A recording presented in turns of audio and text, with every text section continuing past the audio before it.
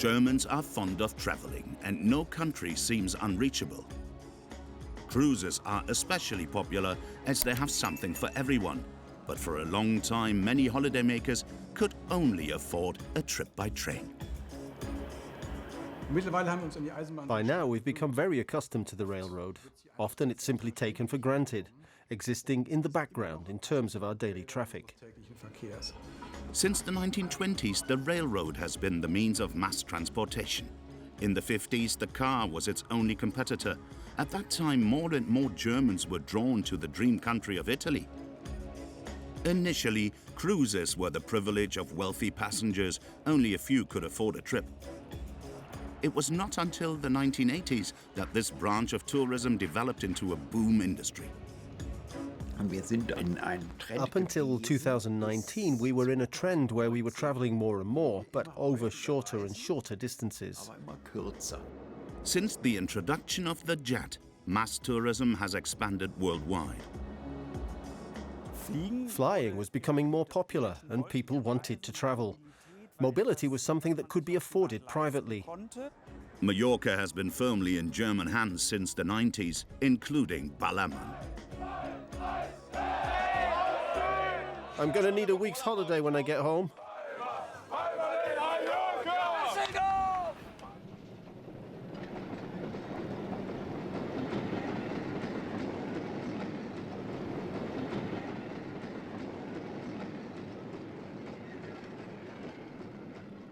The 20s were the beginning of mass tourism. The most important means of transportation was the railroad. And the prerequisite for this new leisure activity, paid vacation for workers and employees. Steam locomotives like the Adler have been traveling through German lands since 1835. The first route ran from Nuremberg to Fürth. The real railroad age in Germany began on December 7th, 1835, when a steam engine-powered train first made the long distance of 6 kilometers from Nuremberg to Fürth, taking a good quarter of an hour. That was the starting gun for the railroad age in Germany. It was this invention from England that made the new means of transport possible, a development that was to make the German nation mobile. Obviously, the railroad made it possible to get from one place to another much faster than before, and very comfortably and relatively cheaply. And this was, of course, for travellers of all kinds, and we're not just talking about tourists either. This new mode of transportation was extremely appealing to everyone. In Great Britain, as early as 1825, the development of regular passenger rail transport had begun. In the summer of 1841, the resourceful Briton Thomas Cook organized a rail trip from Leicester to Loughborough. The fare included tea, ham sandwiches and a live band. These excursions or day trips had been done by other people before. It was just that Thomas Cook's excursion in 1841 became famous because, as a strict teetotaler, he wanted to ban alcohol. There was a whole movement around this in England and later in other countries. And so he created this non-alcoholic folk festival on the train from Leicester to Loughborough, which isn't far, 13 miles, I think, and then back again. And that is mistakenly considered the first package tour. The expansion of the route network enabled the railroad to penetrate even remote regions. As a result, it quickly developed into a means of mass transportation. The first part of the route expansion in Germany ran until the 1870s and 80s with the building of the main routes, connecting the major centres, the capital cities, the business locations, the important trade hubs. And from the 1880s, the development of secondary lines began, which branched out from larger stations into the region and into the countryside. And through that, the whole country slowly became connected.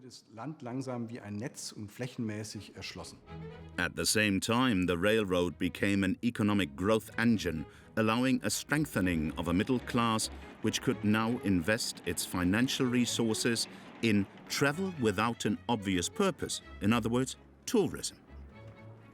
The railroad was actually the perfect means of transport, the perfect technology to offer package tours with. It made traveling easier and safer, of course, and also from an organizational point of view, whether I travel somewhere with a horse or by train carriage. With a system like the railroad, one had a completely different level of risk. It had functioned very reliably from the very beginning, and also worked according to a timetable, meaning one could plan those travel times pretty accurately. In the 19th century, the Rhineland developed into one of the first popular travel destinations in the German Empire. At that time, Karl Baedeker ran a publishing bookshop in Koblenz. His guidebook Rheinreise von Mainz nach Köln became a publishing success story. Hat seinen Verlag in Koblenz gegründet, und zwar im selben Jahr. He founded his publishing house in Koblenz in the same year that the Prussian Rhine Steamship Company was founded. So there was traffic on the Rhine, and there were relatively many tourists on the way.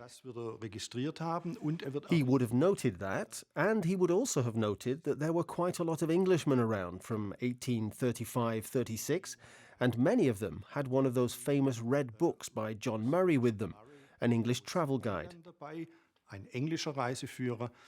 He probably looked at those books very closely and then later adopted the red covers for which the Baedeker is so famous today. The Baedeker travel guide became the standard and allowed travelers more independence and security. The costs and risks of a trip became calculable. Die aufkommenden Reiseführer. The emerging travel guides channeled a lot of travelers. So if there was a Baedeker that showed a very specific region, then it actually happened that the tourists also checked off exactly that region. That is, walked through exactly the places that were in the Baedeker. Die im Baedeker eben standen.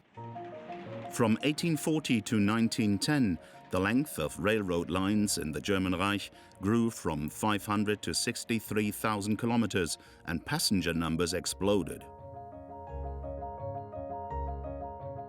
Diese Eisenbahn ermöglicht nun immer mehr Menschen sehr The railroad now enabled more and more people to get somewhere very cheaply. And at that moment, what you might call mass tourism started to emerge. However, this was still limited to a small elite within the empire. Schicht innerhalb des Kaiserreichs beschränkt. I calculated that it was about 10% up until World War I, so around 1914, who travelled annually. And this practice of travelling every year, the vacation trip, that indeed changed people's lives very much. Das Leben der Menschen sehr stark verändert. The beaches on the North Sea and Baltic Sea also became popular holiday destinations for the middle classes during the Wilhelmine Empire. 700,000 people holidayed in those seaside resorts before the First World War. Many white-collar workers and almost all civil servants were entitled to annual leave at that time, still leaving 90% of workers who were not. The round trip remained at that time still rather reserved for the men. But the stationary trip, the trip to the summer resort, was not as expensive as a spa. That was a matter for the bourgeois family. The bourgeois family, in fact, was actually created because of the holiday. With the outbreak of the First World War in 1914, the idea of a pan-Europe of transport, as well as holidaying at home as a patriotic duty, came to an end. Mobilization posed great challenges for the railroads and became a race against time. At the end of the First World War, these railroads were relatively at rock bottom. The states weren't allowed to sell them either. Also, they were considered part of the reparation pledge by the Allies as stipulated in the Treaty of Versailles. As a result of the lost war, Emperor Wilhelm II had to abdicate. On the 10th of November 1918, he boarded his train at the Dutch border station of Eijsden and went into exile. This epoch of bourgeois security simply came to an end. During the First World War, people realized that many of the things they thought were safe were not. And after World War I, people everywhere probably had very different concerns than they do now, such as visiting the Eiffel Tower. In the Weimar Republic, white-collar workers, civil servants and blue-collar workers replaced the middle classes as the largest group of travelers, with tourism developing into an important factor in the national economy. Lower working hours and paid vacations covered by collective agreements were the prerequisites for this new form of leisure activity. The great leap, the great development with regard to mass tourism happened in the 1920s because for the first time the possibility was created by the legislature and through the collective agreements that came about in the 1920s that there was a guaranteed holiday for a larger number of people. Before that, civil servants generally had a certain holiday entitlement, and now this holiday entitlement was extended to white-collar workers, and in some cases also to blue-collar workers. And that meant that the mass of the population had been reached as far as holiday entitlement was concerned. And of course, they also wanted to go away. They already went out into the countryside on Sundays, and if you had a few days' holiday, you wanted to go further. People had reduced working hours. That was also related to the collective bargaining agreement. The 8-hour day moved in, and that created a whole new way of organizing one's time. The importance of modern transport advertising was recognized early on by Reichsbahner. Adolf Sarter published a guide. Advertising posters printed in English were intended to improve the German image abroad at the end of the 1920s. The development of really seeing the traveller as a customer, of discovering the tourist as a factor for making money, took place in the period after the First World War with the German state railways, the Reichsbahn. This was the beginning of the time when intensive advertising was carried out, offering special social trains and special trains in general on which to travel either independently, part independently, or in conjunction with travel agencies. And that's when you started to notice that the tourist as such had arrived at the railroad. Zwischen diesen Städten Nürnberg, Bamberg und Bayreuth liegt die Fränkische Schweiz. Sie ist eines der schönsten und zugleich romantischsten Landschaftsgebiete Süddeutschlands und von allen Seiten her mit der Bahn bequem zu erreichen. One was informed, so to speak, and thereby encouraged to choose this destination. The special thing was that the railroad itself appeared only very little, often only a few minutes. The film about Franconian Switzerland, with a running time of a good hour, shows 3 to 4 minutes of railroad scenes, nothing more, because there was no alternative to the railroad at all. If you wanted to go there, you usually went by train. Die Fränkische Schweiz ist ein Gebirgsländchen im Kleinen, das seinesgleichen sucht. Weite Höhenzüge, klappernde Mühlen, schattige Wälder. The state railway played a major role in shaping the growing travel market with its range of services. Passenger travel took on greater importance as a source of income. At the end of the 1920s, lavishly produced advertising films such as Miss Evelyn, Die Badefee, Miss Evelyn, the Bathing Fairy, were intended to arouse the Germans' desire to travel. The film focused on the Bavarian state spa Bad Reichenhall and its tourist attractions. One example was Miss Evelyn, the Bath Fairy, a young millionaire's daughter from the US who travels to Bad Reichenhall to recuperate. And all the war and inflation-damaged ex-aristocrats or young men are hot on her trail and want to conquer her. The whole film is set in Bad Reichenhall and showed in this way all the attractions of this modern health resort.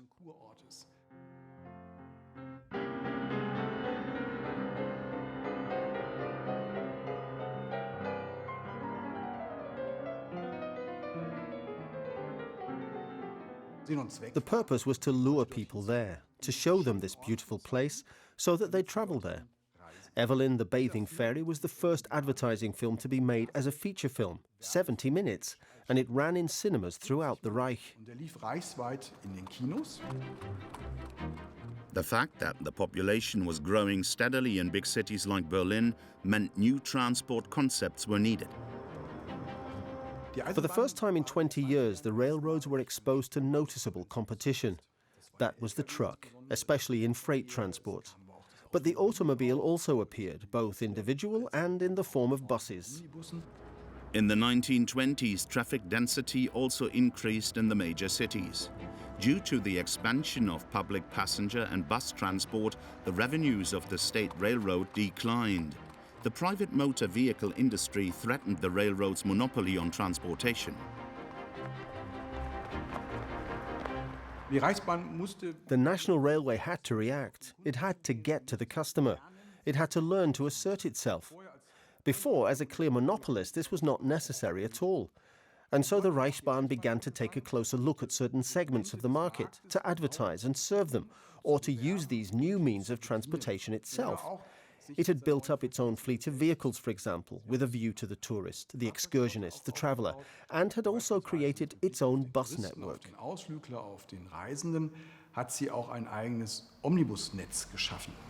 Regular bus services developed, primarily under the leadership of the National Postal Service. The entire German route network had increased to 56,000 kilometers by the end of the 20s. In response, the National Railway expanded its range of special fares and shortened the journey time on certain routes, the aim being to attract more passengers again. The development of large cities and conurbations in the course of industrialization were also factors where the railroad played a very large role. First of all, classically with the suburban trains, which means that when settlements were built somewhere, people had to get to work and couldn't always walk for 2 hours. And so settlements were often built, especially workers' settlements along the railway line. Or rather, where a settlement was built, rail lines were then also planned and built.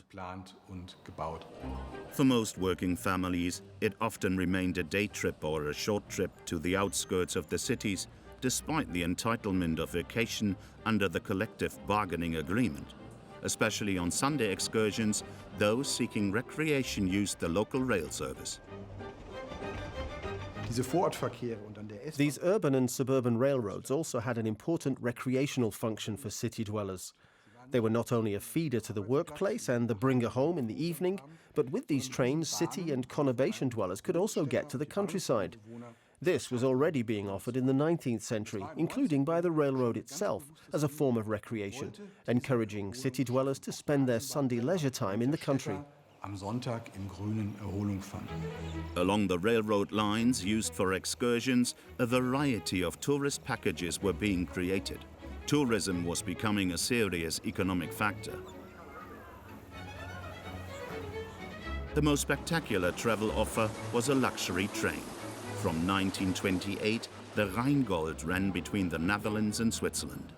The German National Railroad thus entered the international competition for wealthy customers.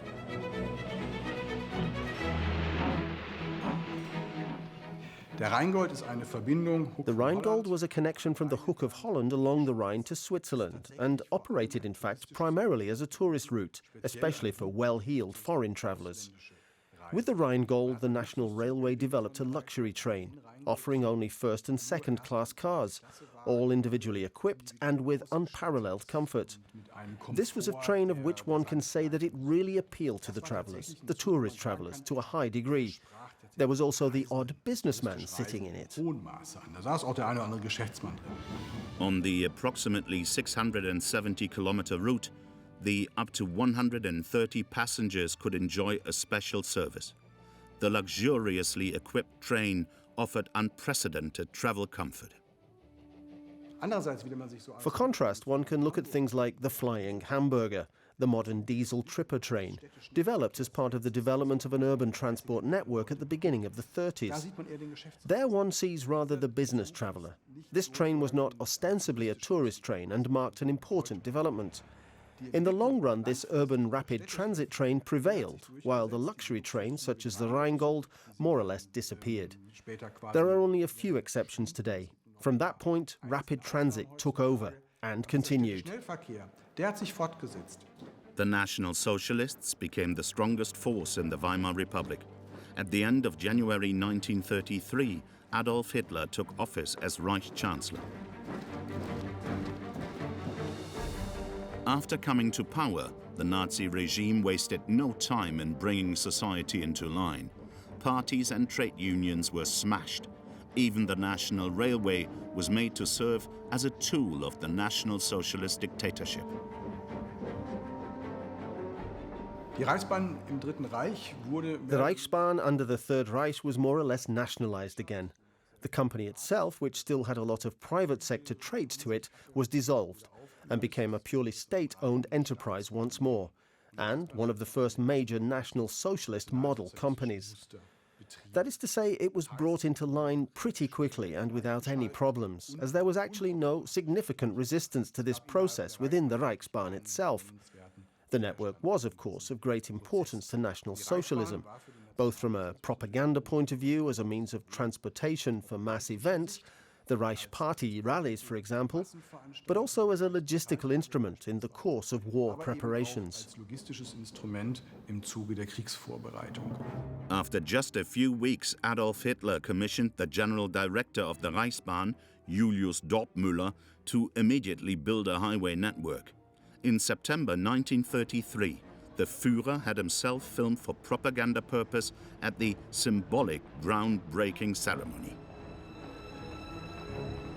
This project, the construction of the national motorway system, served on the one hand as a job creation measure, on the other hand for propaganda purposes, as well as having strategic orientations.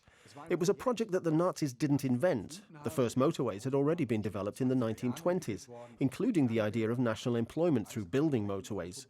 In that respect, it wasn't new.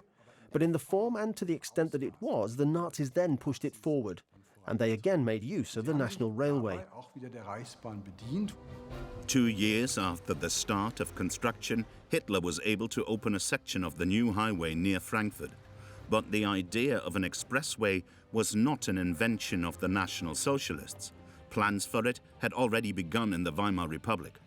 If you look back at it from today's perspective, the Reichsbahn laid the foundation for its own competition in the 1930s. It had to build the motorway system. It didn't do it voluntarily, and it didn't do it for economic reasons. But it started to build these highways, which then became, as it were, the basis for its own competition later on, through, of course, individual automobile traffic. Another field of activity of the National Socialists was the leisure activities of the Volksgemeinschaft. For this purpose, they founded the Nazi organization Strength Through Joy, under the leadership of Robert Ley. Hasso Spode researched their history in the Historical Archive of Tourism in Berlin. They very quickly realized that travel and vacation was a bourgeois privilege that the working class didn't have a part in, that travel and vacation were a great way to endear themselves to the working class. So they said, well, let's build a giant travel organization. And they gave this travel organization the pithy name Kraft durch Freude, Strength Through Joy. The main task was to organize weekend excursions and vacation trips. The so-called KDF Kurztouren, mini-tours, quickly became a big success. Kraft durch Freude wurde innerhalb von Wochen der größte... Strength Through Joy became the largest tour operator in the world within weeks. It is unbelievable with what organizational skill mass tourism was organized there for the first time on a huge scale. At some point, millions of people went on vacation with KDF, as it was abbreviated. According to my calculations, there were 45 million by World War II, although that includes excursions, as not all of them went on real vacations. But it's a remarkable number and a fantastic logistical achievement. This was also the case with the KDF Bad der 20.000 in Prora. Up to 20,000 people were supposed to holiday in the 5-kilometer-long Colossus of Rügen, all at the same time.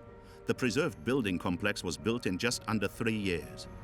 Was die anderen versprachen, hat der Führer erfüllt. Gab Arbeit, gab wieder Freude am Leben. Ein gewaltiges Werk wurde aufgebaut. Reisen ins schöne Deutschland, an die See, ins Gebirge, an den Rhein, in den Hafen, bringen uns Erholung und Gesundheit. Kraft durch Freude. Since 1934, the special trains had been rolling through the German Reich to send up to 10,000 worker holidaymakers on vacation. The organization Strength Through Joy was initially intended to replace the sports and leisure activities of the forbidden workers' clubs. But quite early on, it also took up the case of travel and excursions. KDF is ultimately still known today, actually as a large tour operator. They took over services offered by travel agencies, provided many of their own offers, and this was extremely exploited for propaganda purposes. And the National Railway, the Reichsbahn, played a major role in this provision, because ultimately it was still the means of transportation par excellence in the 30s. At the same time, the Nazi leadership's propaganda made it clear that the railroad was entirely at the service of the state. The construction of the city of the KDF car near Fallersleben, later Wolfsburg, was another prestige project of the Nazi regime. An automobile affordable for everyone was to be built there.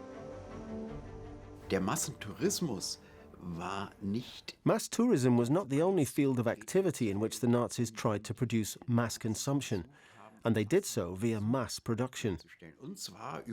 That was not at all self-evident at that time, but through it things became cheaper. And that's how KDF actually worked. Big turnover, low prices. And they also tried this in other consumer areas, but failed. The most famous is, of course, the Volkswagen, which was called KDF Wagen for a while. But the idea was exactly the same. Cheap mass production so that the people could drive cars. Massenproduktion, damit das Volk Auto fahren kann. But contrary to what this Nazi propaganda film suggests, mass production of the KDF car didn't take place. Like the construction of the Autobahn, the vision of mobility for the people remained in its infancy. The German invasion of Poland in September 1939 marked the beginning of the Second World War. 6 years later, the Nazi dictatorship had fallen and the German Reich lay in ruins.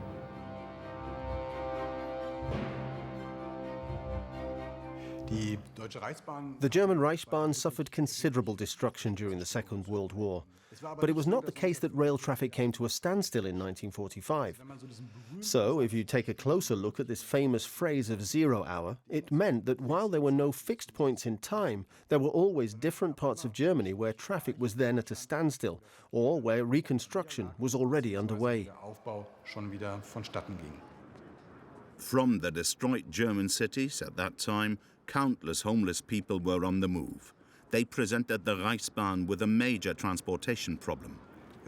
Of course, there were also a lot of people on the road. These were the displaced, and also people returning home. There were quite a lot of them. Also people, especially from the cities, who went to the countryside to forage, to exchange food with the farmers. People hung on the outside of the trains, they sat on roofs, they squatted on couplings. Many died in the process. One shouldn't close one's eyes to this. There were often accidents and the like. The trains were full. Because of the food shortage in the cities, the population went on hoarding trips to the surrounding areas. As early as 1946, the Nord Express was once again running between Paris and Copenhagen. Via the Kiel Canal and the Rendsburg High Bridge, the route also led to Hamburg, where the traces of the war were still unmistakable. Wir sehen nach dem Zweiten Weltkrieg, we see after the Second World War how seriously tourism was taken.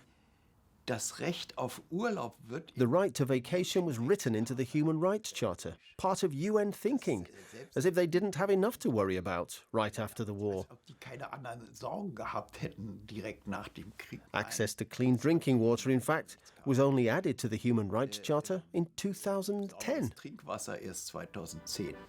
At the beginning of the 1950s, many Germans were drawn from the devastated cities to the unspoiled mountain world of Bavaria.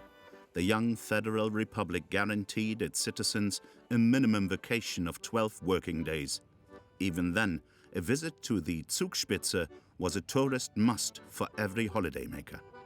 The economy was starting up again, there was work again, things were being built up due to many factors, including currency reform, and that also made it possible to go out again, to go on vacation.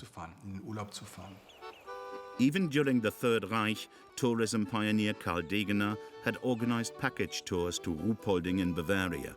Thanks to his idea, the resort remained the most popular tourist destination in Germany even after the war. Towards the end of the Weimar Republic, Karl Degener tried to establish a travel agency which would enable even large sections of society, even those not financially strong, to have a holiday, and in this context developed railroad package tourism. Tour operator Degener also promoted cheap vacations to Bavaria in the Berlin capital, which ensured the rise of Ruhpolding as the German vacation resort. After the Second World War, Karl Degener took up this idea again and continued to offer package tours by rail, which also developed very strongly in the 1950s. This was under the name Touropa, a travel agency he joined, which he then also managed and developed for many years as managing director. And this Touropa specialized to a large extent in collaborations with the railroad, which really had a massive impact. 1960. The image of the ideal mountain world was scratched for the first time. A filmmaker documented mass tourism in Ruhpolding. The leading tour operator, Karl Degener, reacted to this and took legal action. In the end, he even bought the film. Nun, so fängt an, der Urlaub von der Stange. Auch wenn es für manche ein Urlaub nach Maß zu werden verspricht.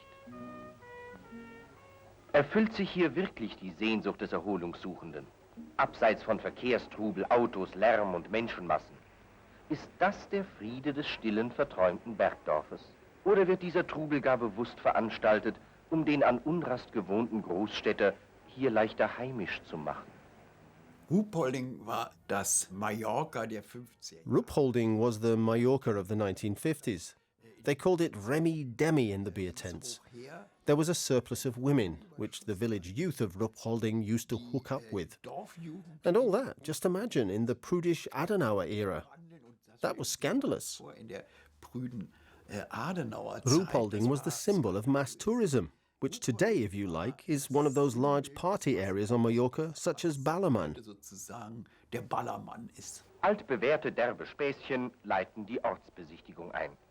Das Sehenswürdigste, oder besser gesagt, das Bemerkenswerteste an diesem Rundgang ist allerdings der Rundgang selbst. Erspart er doch dem Einzelnen das Wagnis einer eigenen Entdeckungsreise durch den kleinen Ort.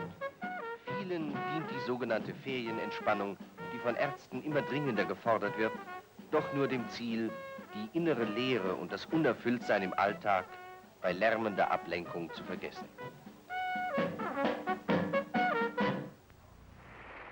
In July 1953, the 500,000th VW Beetle rolled off the production line at Volkswagen in Wolfsburg. Small cars were mass-produced, making them affordable for ordinary people. At the beginning of the 50s, just as many cars were again driving through the Federal Republic as before the start of the war. At the same time, a wave of travel began and West Germans conquered a new holiday destination in Italy.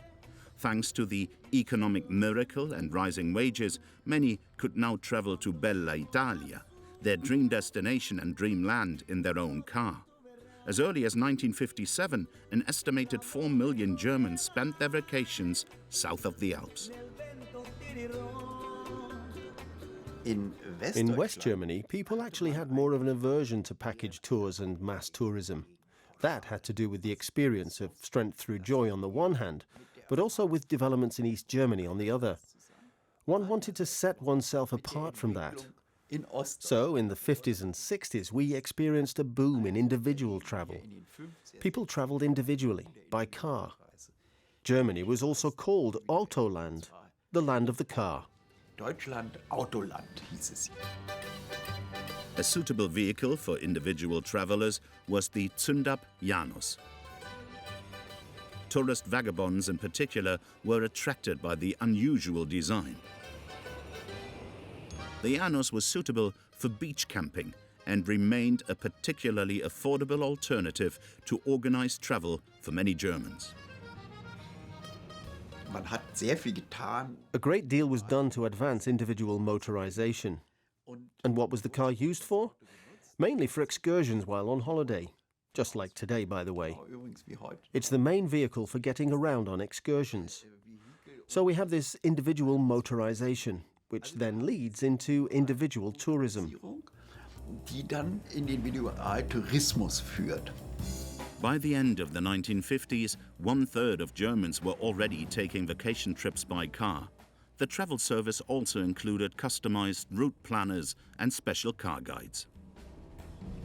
Diese Autoführer in den 50ern. These car guides of the 50s were still quite successful well into the 60s. Erfolgreiche Sache. Und zwar Meticulous route descriptions from kilometer 15.8 to kilometer 16.3, left here, right there.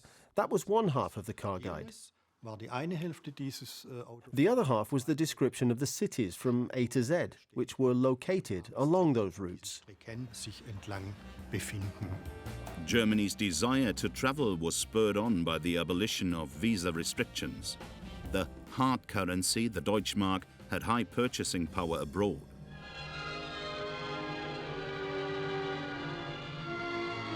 Der bekannte Kurort Westerland auf der Nordseeinsel Sylt bekommt allmählich wieder sein altes Friedensaussehen. Sommer und See, Erholung und Gesundung in Westerland kommen in dieser Saison hauptsächlich Kranken und Erholungsbedürftigen zugute. Im Kinderheim Dr. Ross genießen Arbeiterkinder 6 Wochen lang das Strandleben. Die ersten Strandgäste aber nützen die so lange ersehnte Gelegenheit, wieder ein richtiges Badeleben führen zu können. Mit Strandkorb-Idyll und Zweisamkeit. Nach alter Westerländer Sitte. Von Anfang der 50er dann bis in die From the beginning of the 50s to the second half of the 50s, the numbers of those travelling again increased tenfold. And there, of course, such destinations as Sylt were also of very special importance. For one thing, they were already established. They offered good access. And, as is always the case, whoever has the most money was also the first to travel again. And it was certainly the more well-heeled tourists who were then drawn back to such sophisticated places as Sylt at an early stage. etwas moderneren Orte wie Sylt gezogen hat. The Kappmeier family from Bad Oeynhausen, 1957, also spent their holiday on the North Sea island. A beach holiday was right at the top of the popularity scale of holiday wishes in the economic miracle country.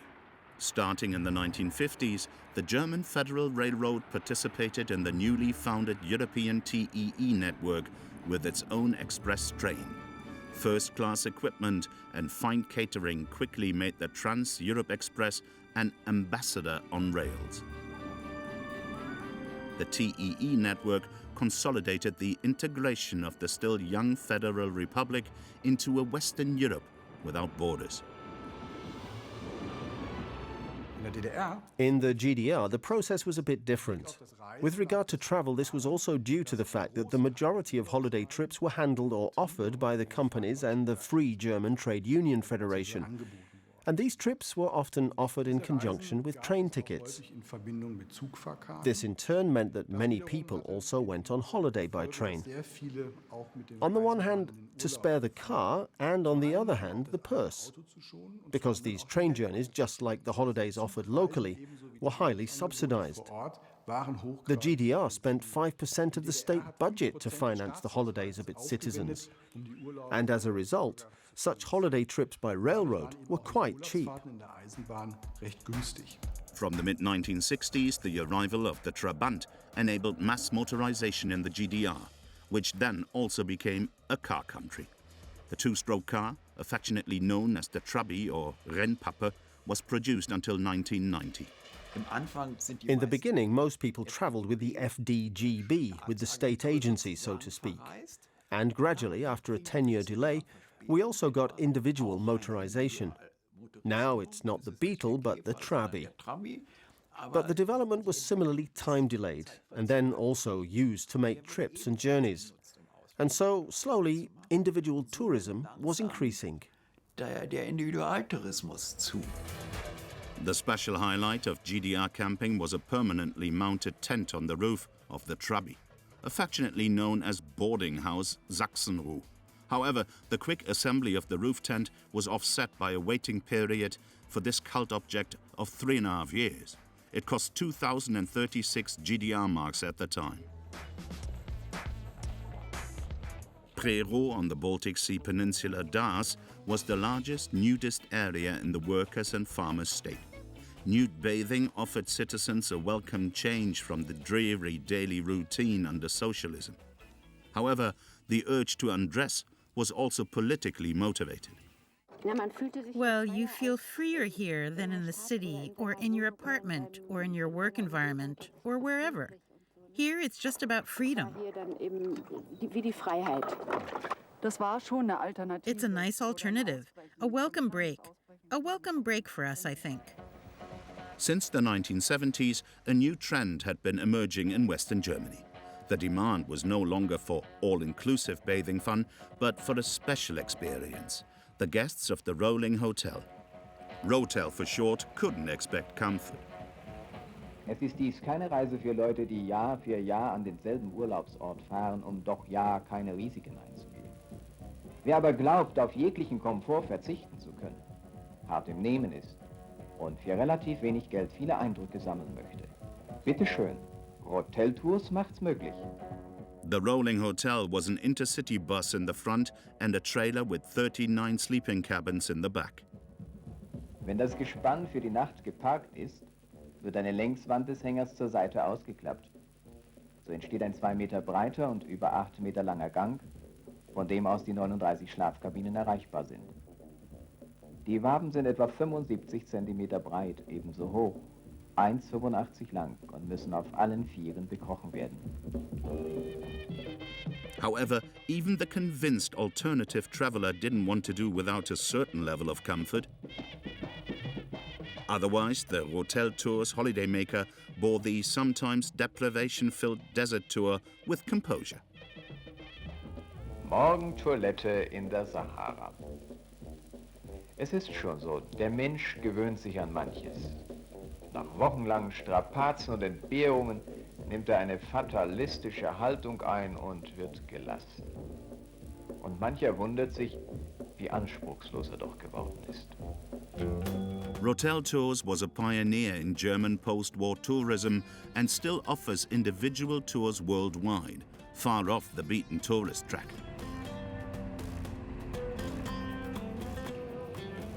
Interessant ist aber ein Gleichklang. What is interesting, however, is a consonance in the intensity of travel, that is, in the proportion of people who actually go on holiday. The trend is very similar. In the beginning, the Federal Republic led. Around 1970, the GDR caught up with West Germany. And then, at the end of the GDR, the East Germans were the travel world champions. They had the highest travel intensity in the world. Die höchste Reiseintensität der Welt. It was precisely the severely restricted freedom of travel in the GDR that led in 1989 to the fall of the wall. Travel behavior in West and East Germany largely converged after reunification. The prospects for tourism were good. A new trend was developing, leading away from the classic summer vacation.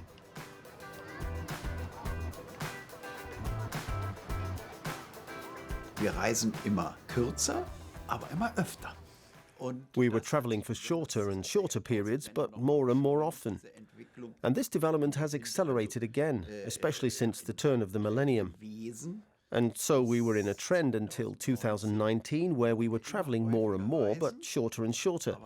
That's good recreationally, by the way. The change of scenery makes you feel kind of relaxed. You come home and then it always takes a week, 2 at the most, to get back to how you were before. So the status quo ante is always the same, whether I'm away for 6 weeks or just 1 week. And we had that trend. Und diesen Trend haben wir gehabt. At the beginning of 2020, the COVID pandemic reached Europe, bringing public life to a standstill. Politicians resorted to drastic measures to slow down the spread of the virus. National borders were closed and the transport infrastructure largely came to a standstill. Strict hygiene measures determined everyday life. If you look at the present, the pandemic, corona, the social impact and also the impact on the railroads, You find out, first of all, that the railroad still ran, still maintained service, even though a good 90% of the passengers were missing. And that's certainly a factor when you look at the railroad and you see that the system was able to carry on and that it's still there as the backbone in our society in terms of mobility. And it will be interesting to see what kind of response there will be, how people's travel behavior will change and what opportunities there might be for the railroads. The future will show whether it can regain its popularity, especially among tourists. Strict restrictions caused the international travel market to collapse.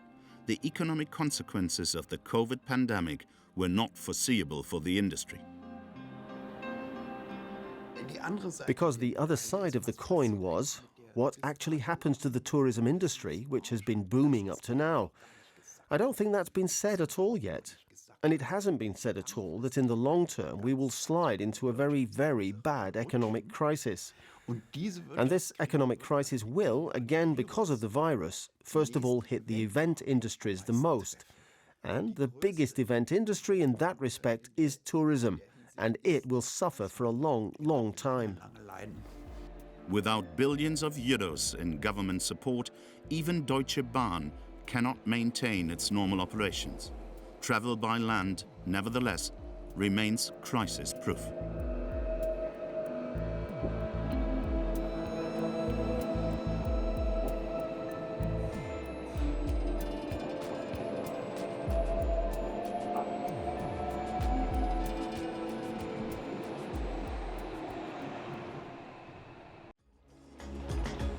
Germans are fond of traveling, and no country seems unreachable. Cruises are especially popular as they have something for everyone. But for a long time, many holidaymakers could only afford a trip by train. By now we've become very accustomed to the railroad. Often it's simply taken for granted and takes a backseat in terms of our daily traffic. Since the 1920s, the railroad has been the means of mass transportation. In the 50s, the car was its only competitor.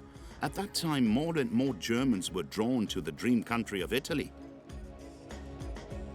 Initially, cruises were the privilege of wealthy passengers. Only a few could afford a trip.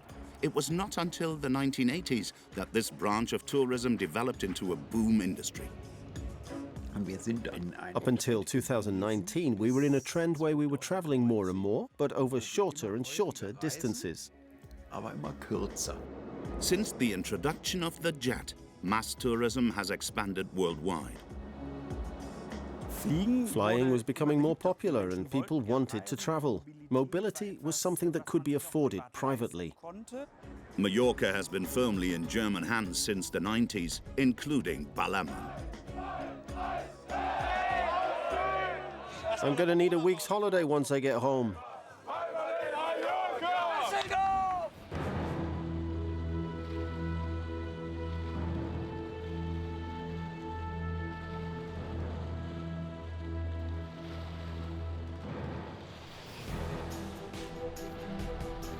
The cruise industry was a booming growth market until 2020. Holidays at sea were particularly popular with German tourists. No other nation in Europe went on board more often. At the beginning of the 20th century, Hamburg was a rapidly growing major city with international trade connections. The economic prosperity was also reflected in the rapidly growing population. Shipping lines led from the largest port in continental Europe to the whole world. Hamburg, in the Wilhelminian time, the time of Kaiser Wilhelm II, developed into a world port. This had a lot to do with the fact that Germany had developed considerable seafaring activity during that period, and not only in the naval sector. Few people know that this was especially true for merchant shipping, and Germany built up an enormous world trade, which had far less to do with the colonies than with the fact that you simply had merchants all over the world, had trading companies all over the world, that you became an enormous industrial nation in this period of direct competition with England. And Hamburg became a world port and the largest German port in this period. Before World War I, Hamburg was the fourth largest port in the world. At this time, Albert Ballin was in the service of the Hamburg American Paketfahr-Aktiengesellschaft, Hapag for short. In January 1891, this young head of the passage department organized an excursion that caused a sensation.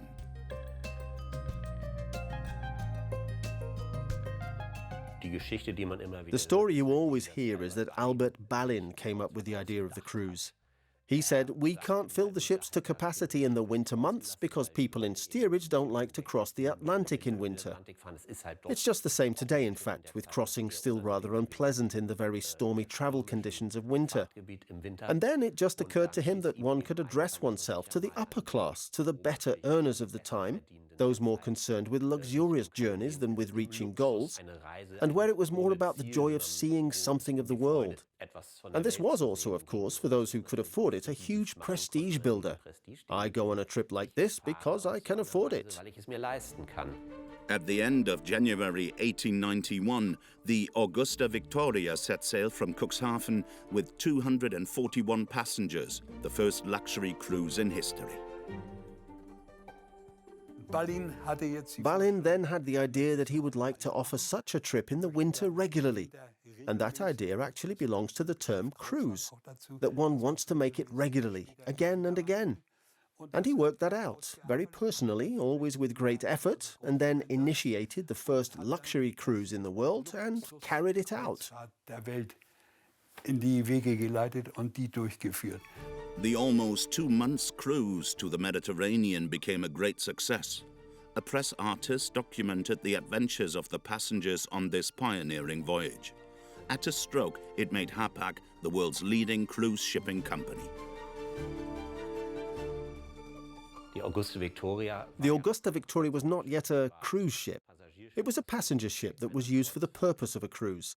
And it didn't come about until around 10 years later that they celebrated the success of this new idea with the Princess Victoria Louise, which was the first cruise ship in the world built just for that purpose. Nearby Bremen was home to the second major German shipping company. There, on the 20th of February 1857, North German Lloyd was founded, NDL for short. Under the leadership of Heinrich Wiegand, NDL became a serious competitor to Hapag in Hamburg. Hapag and North German Lloyd were simply the two main competitors in Germany, but also the largest German shipping companies on the world market.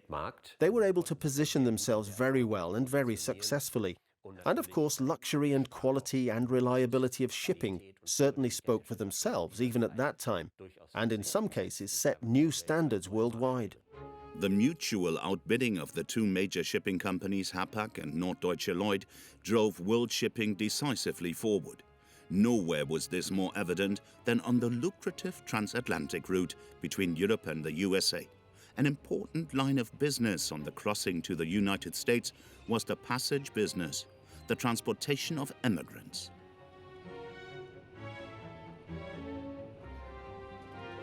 The transatlantic route was primarily interesting because you had masses of emigrants going to North America, but also, to a not inconsiderable extent, to South America. And the shipping companies made far more money with that at the time than with business travelers, or with people who tended to travel in luxury first class. That was the business of these shipping companies in the time of the emigrant waves, so late 19th, early 20th century. In Hamburg, the Hapag emigrant halls were a gathering point for the growing number of immigrants. Here, strict health checks took place, which were mandatory for immigration. People often waited for weeks to be allowed to board a ship.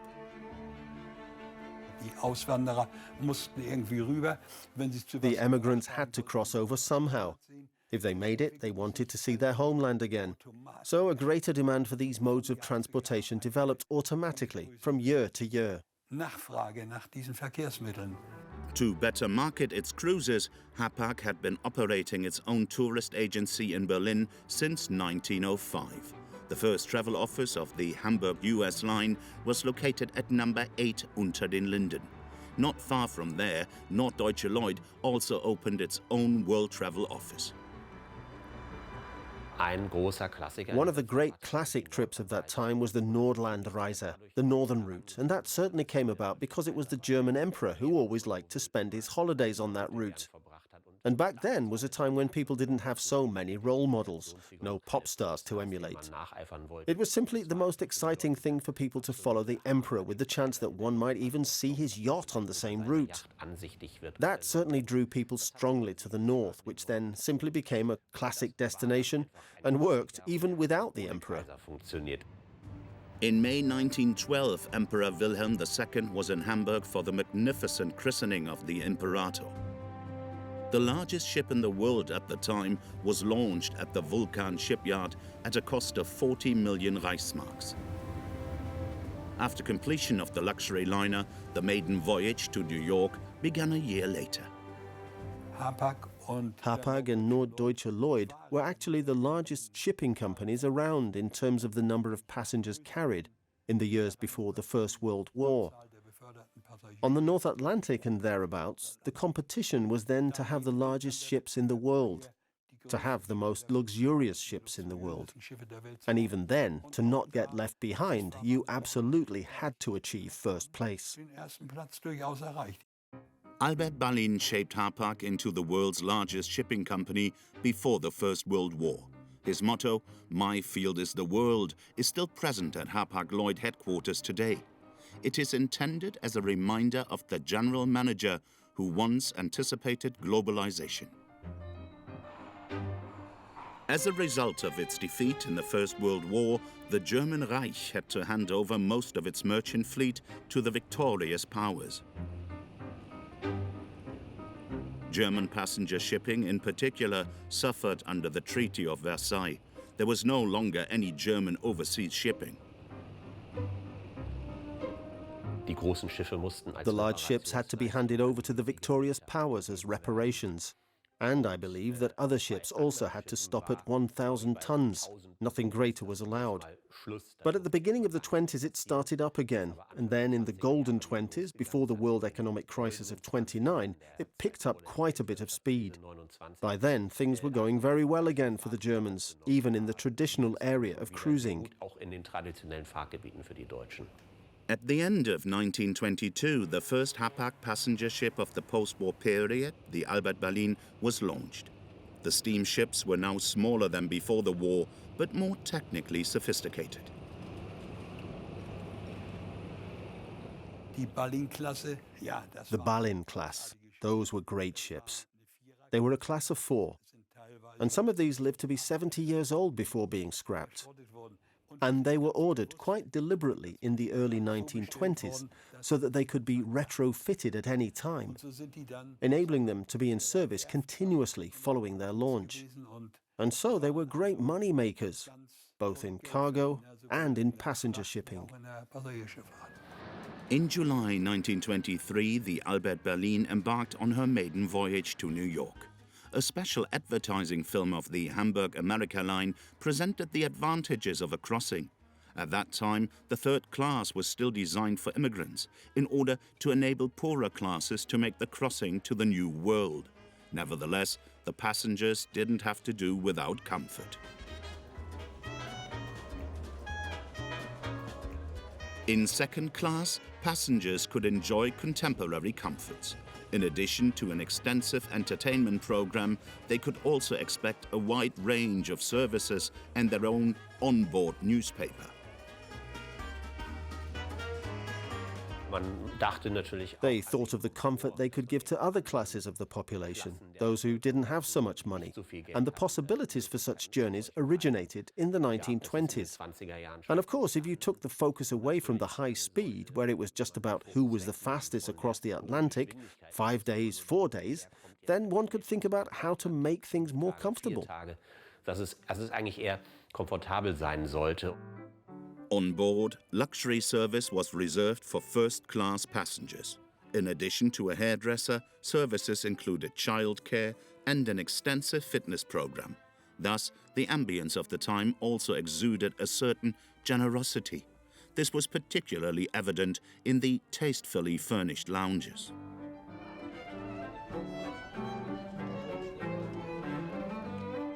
In addition, the Albert Ballin had a clever technical innovation. Tell me, where sind diese... Sie meinen die Schlingertanks? Oh yes, Slinger tanks. Gerade hier unter uns, an der Wasserlinie, befinden sich die Außenbordöffnungen der Schlingerdämpfungstanks. Diese Öffnungen sind an beiden Seiten Wänden des Schiffes. Man sieht deutlich die ausströmenden Wassermengen. Diese Wassertanks sind durch einen Luftkanal miteinander verbunden. Hier das Ventil zum An- und Abstellen der Schlingertanks. Die Welle sucht das Schiff im Sinne dieser Pfeilrichtung zum Überholen zu bringen. Das Gewicht des eingeströmten Seewassers wirkt dem entgegen und sichert dem Schiff diese stabile Lage. Oh, wonderful. Nie mehr seekrank. Ich fahre nie mehr mit einem Schiff ohne diese... Schlingertanks. Yes, Slinger tanks. Thanks to this invention, Hapag was able to advertise ships without seasickness for the first time. After a crossing of about 7 days, the Albert Ballin reached the port of New York, where she was already eagerly awaited at the mooring pier of 44th Street.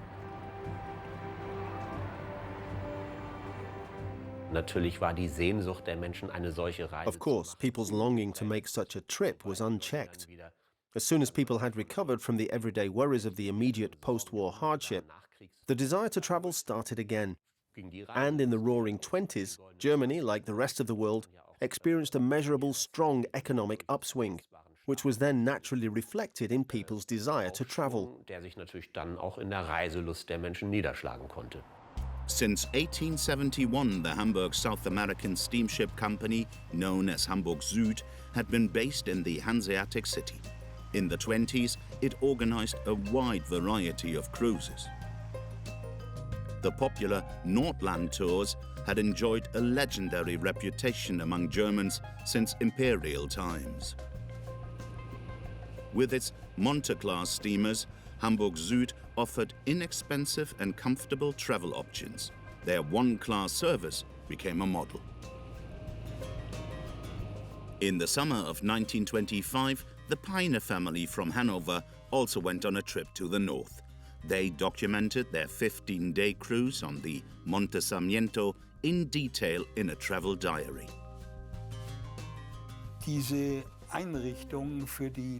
This facility for up to 1,100 or 1,200 was, I believe, the largest occupancy with passengers all housed in uniform basic classes, but at least comfortable enough that they could later be used as cabins for cruise ships. As early as 1921, Hamburg Süd succeeded in buying back the proud Cap Polonio from England. After a general overhaul, she became the shipping company's flagship. Hamburg Süd was particularly successful in the South American line, where it also received certain privileges for trade as such from the Brazilian emperor, which was normally only done between states. They were able to position themselves very well and very successfully there. On the 16th of February 1922, the Cap Polonio could finally start its maiden voyage to South America after several years of delay. More than 1,500 passengers could be accommodated on board the elegant luxury liner in 2 classes and the tween deck. One can say about the Cap ships that they basically began with the Cap Polonio on the South Atlantic route. In terms of reliability, speed, luxury, they really set new standards, and then also stood for the fact that Hamburg Süd really had something to offer people at that time. 21-year-old Oskar Otto Lehmann also took part in the maiden voyage of the Cap Polonio. In January 22, he joined Hamburg Süd as a steward. For more than 17 years, Lehmann worked on various ships of the shipping company. His last voyage ended on board the Cap Arcona in Hamburg on the 9th of September 1939. Since her commissioning at the end of 1927, the Cap Arcona had become known as the Queen of the South Atlantic. She covered the route from Hamburg to Buenos Aires in 15 days. There was room for more than 1,300 passengers on board. These were Hamburg Süd's flagships. So flagship meant the largest and most magnificent, and usually also the fastest ship. And the Cap Arcona, as the last of these units, which was built in 1927, was the largest and fastest ship on the South America route throughout her life.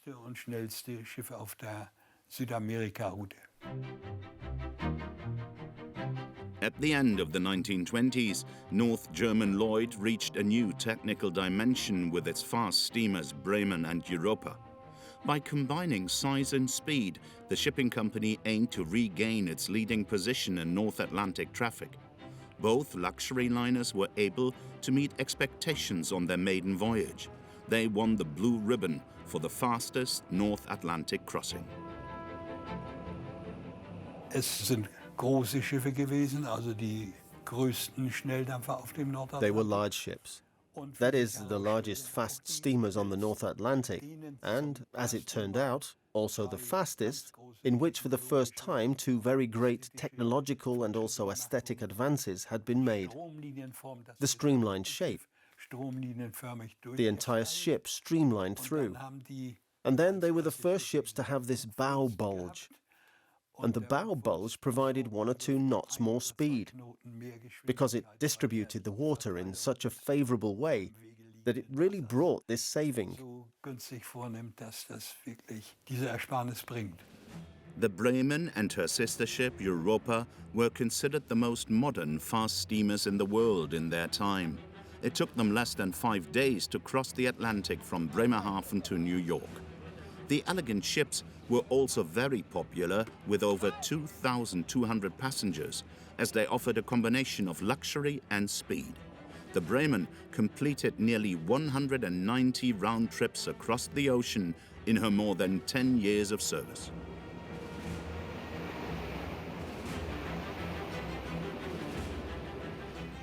The National Socialists had been in power since 1933. They soon founded the organization Strength Through Joy, aimed at organizing the leisure time of the German nation, which also included cruises.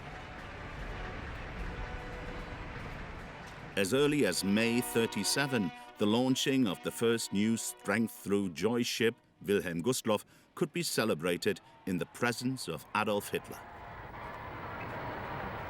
Bei Blom und Voss in Hamburg liegt das erste KDF-Urlauberschiff von Stapel, auf dem deutsche Arbeiter auf weiten Fahrten in fremde Länder Erholung finden werden.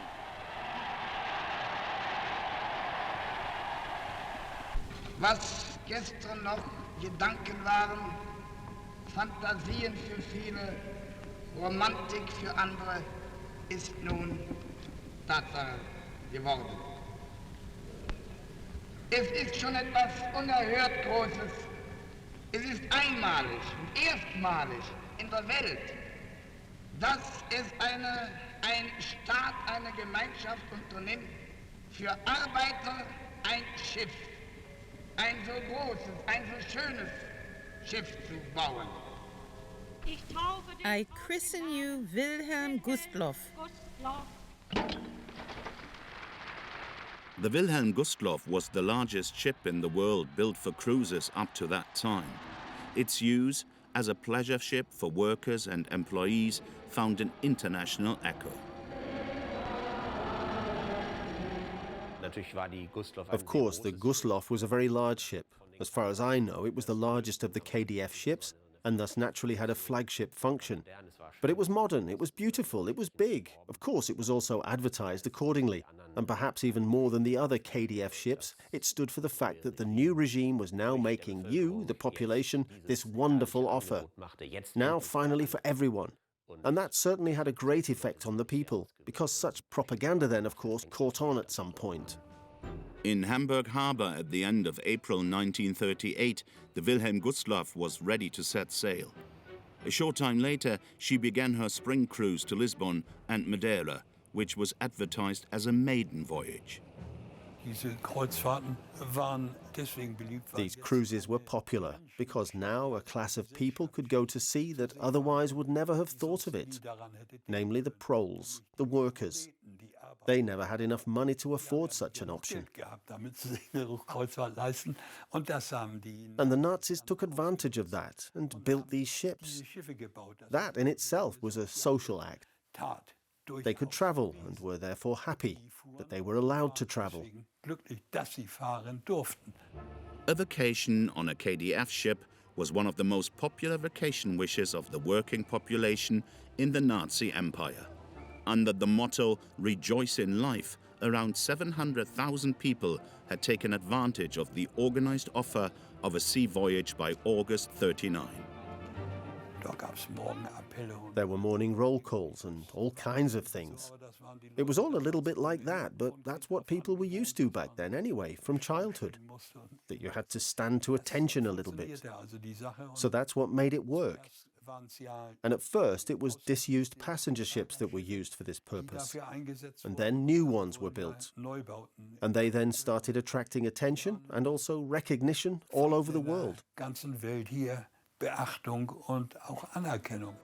One of the highlights of a spring cruise was the Portuguese capital Lisbon. In the 30s, these European holiday destinations were in high demand, and the waiting lists were correspondingly long. The KDF journeys, of course, continued the idea of the one-class ship from the 1920s, but then, of course, enriched the whole thing with the ideology of the Nazi state, which, of course, wanted to have a reward system for the people, which was, of course, for propaganda purposes. Look what we offer you. And if you then look at these trips and the programs, there was ideology in it everywhere, in the form of joint activities, in which one then, of course, obligingly took part. These impressions of the port of Hamburg come from the enthusiastic amateur filmmaker Kurt Lehfeld, shot in May 1938. In the same year, the Nazi community Kraft durch Freude sent 10.5 million people on journeys across Europe. On the 13th of May 1939, the Hapag steamer St. Louis set sail from Hamburg for Cuba. On board were 937 Jewish immigrants who wanted to emigrate to Havana because of Nazi persecution. After a fortnight's crossing, the ship reached its port of destination, but the authorities refused them entry. Captain Gustav Schröder pleaded for the passengers to be allowed to land in the USA or Canada. When both countries refused to help, an odyssey began. During this trip, he became a man full of heart, who decided to really save these people. First, Cuba had refused them entry. He then tried to get them into the USA and Canada. And only when that failed, he had to think about the return journey. And thus there were further negotiations with Schröder. And then these people were finally accepted at the last moment in France, Benelux and Great Britain. And for that, Schröder then became known for this rescue mission, to which he was extremely committed. After a 5-week odyssey, the St. Louis received permission to land in Antwerp. From there, the immigrants were allowed to continue their journey to other European countries. The St. Louis, like her sister ship, the Milwaukee, had been in service with the Hamburg America line since 1909.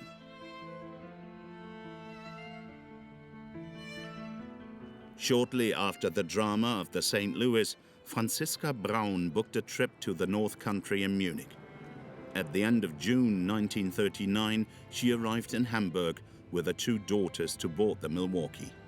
The 2 young women were enthusiastic film amateurs and had their camera and color films in their luggage to document the voyage.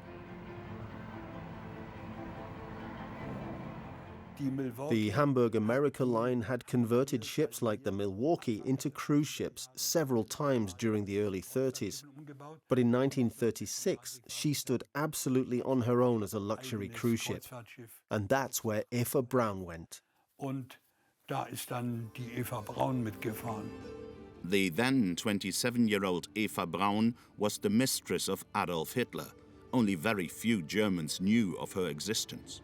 In a familiar circle, she enjoyed the luxurious cruise to the north.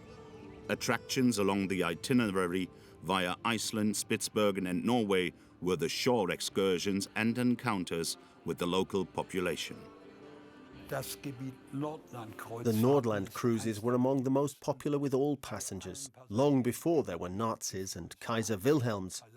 And to this day, they still want to do a Nordland cruise. People love them because it's a tremendous adventure when you take such a cruise.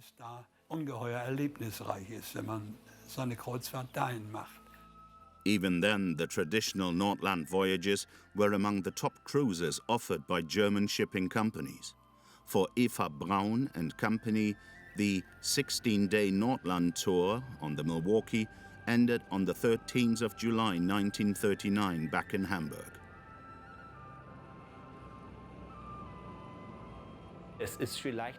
It's perhaps also the case that people developed a certain romantic relationship with Norway, because you could drive all the way to the North Cape, the end of Europe. There's something about that, of course, where everyone wants to have stood or been. And apart from that, what you can see there was also extremely scenic. In the 1930s, the Cap Arcona regularly moored at Hamburg's Überseebrücke. During this time, Hamburg Süd held a monopoly position in South American trade, which also had an effect on passenger numbers. Among other things, the Queen of the South Atlantic operated the liner service between Hamburg, Madeira, Rio de Janeiro and Buenos Aires. Then I saw the Cap Arcona, the largest ship in South American service, which was slowly steaming out of its harbour. And when she passed the Hamburg piers, which were only a few tens of meters away, the band played a famous song, must I leave Hamburg? And people waved, and some sang along. That was such a moving story to me that I've never forgotten it. During the Second World War, the Cap Arcona was used by the German Navy and sunk by British fighter bombers in the Bay of Lübeck as late as May 1945.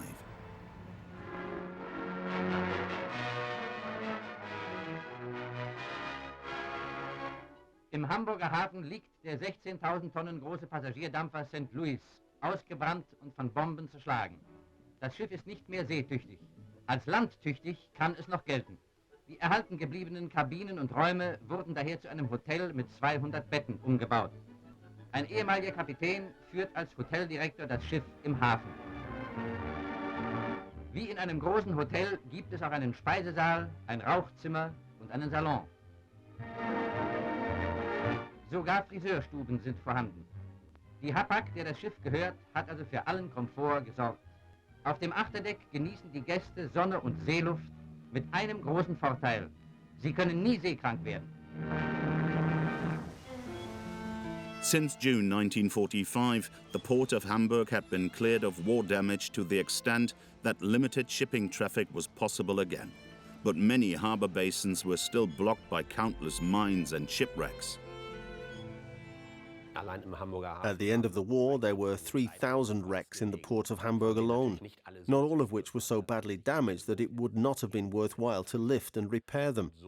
And getting ships back into service so quickly was, of course, much more cost-effective than completely rebuilding everything and then scrapping all these old ships. While Allied supply ships could once again moor in Hamburg, Germany remained excluded from world shipping until 1949.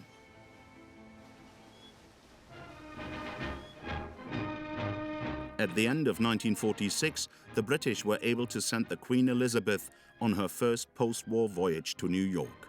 On board the world's largest passenger ship, service was a top priority, and the bellhops were no exception.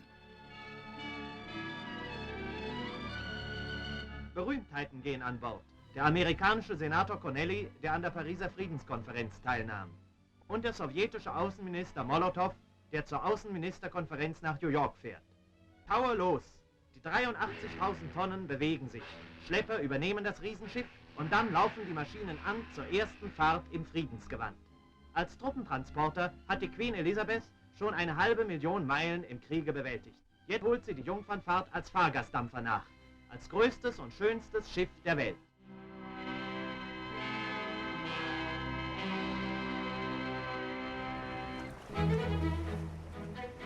The Ballin was the first German North Atlantic passenger ship following the Second World War.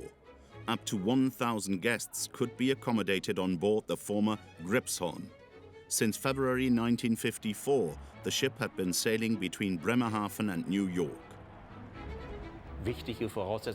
An important prerequisite was that the political climate had simply changed and the victorious powers had removed the restrictions that had been imposed on Germany in the first post-war years. And then, of course, contacts one already had, cruising areas that were classics, came into their own again. Not least because the people who wanted to sail on the German side naturally made use of these ships again, made these journeys again. But foreign passengers also remembered the good reputation that German ships already had internationally in the pre-war period. Since the 1950s, the GDR had been building up its own merchant fleet, the aim being to secure overseas transport for the shipment of goods. By the early 1970s, the comrades succeeded in returning to the world's oceans as a major seafaring nation. From February 1960, the GDR population was able to sail on the holiday ship Völkerfreundschaft, friendship among nations. The prerequisite for this was a so-called voyage check, which was given to deserving working people. In the winter months, the route usually went from Warnemünde via Rhodes and Piraeus to Constanza on the Black Sea. From 1961, trips to Cuba were also possible. 568 passengers could be accommodated on board.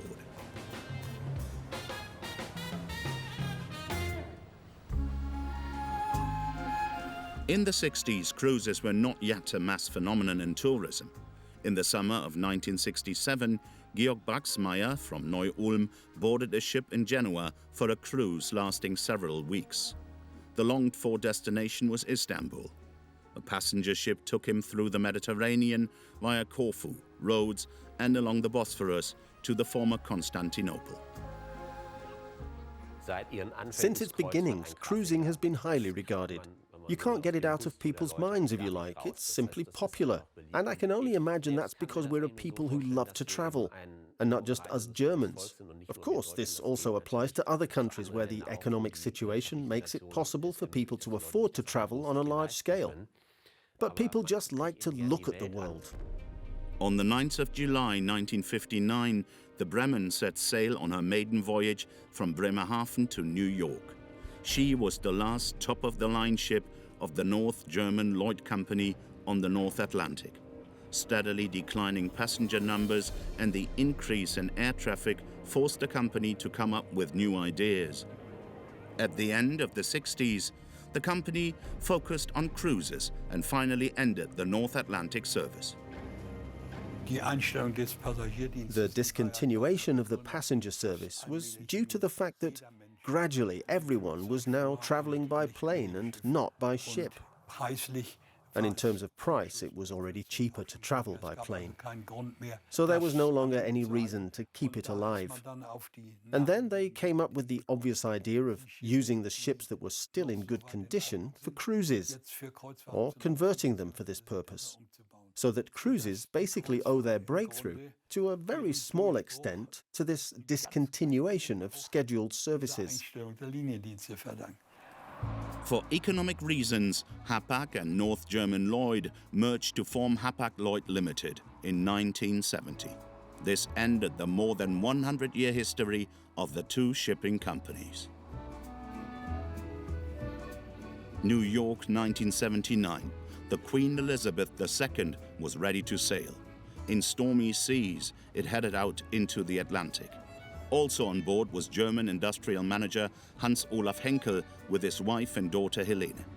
The family recorded their impressions on the Cunard cruise liner with a film camera.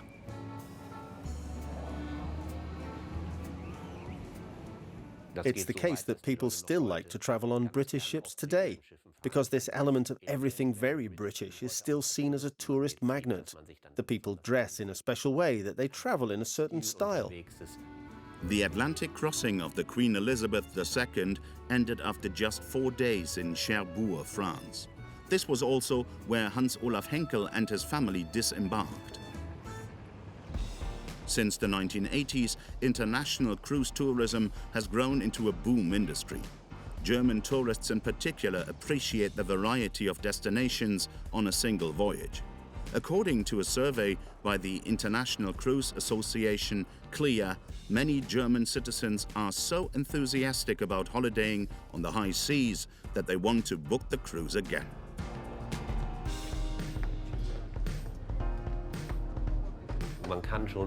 It's fair to say that we've seen a cruise boom in the last 20, 25 years. The shipping companies have done the business cleverly because they still create offers for everyone, meaning also for the small purse, in fascinating worldwide destinations.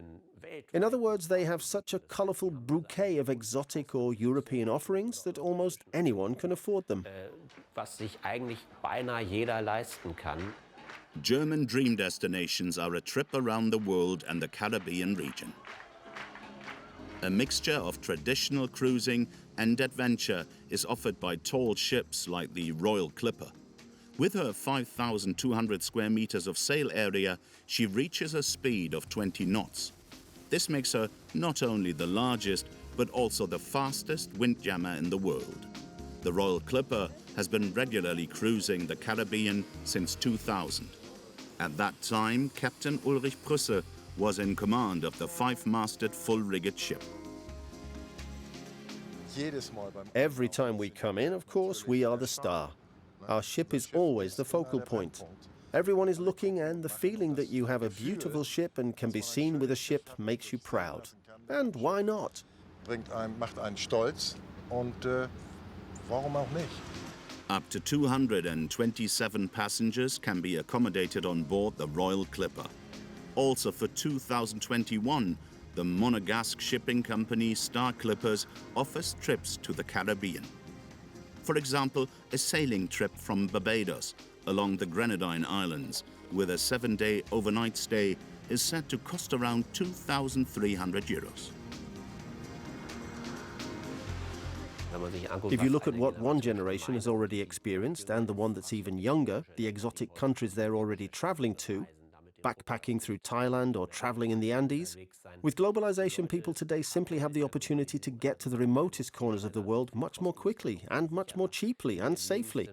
For young people, of course, this is an amazing experience to go where you wouldn't normally be able to go. So cleverly done, if you will, by those who are responsible for the programs. The ever-growing cruise business was always particularly popular with Germans. Until the outbreak of the COVID pandemic, they were the 3rd largest cruiser nation. Einmal den Seeteufel.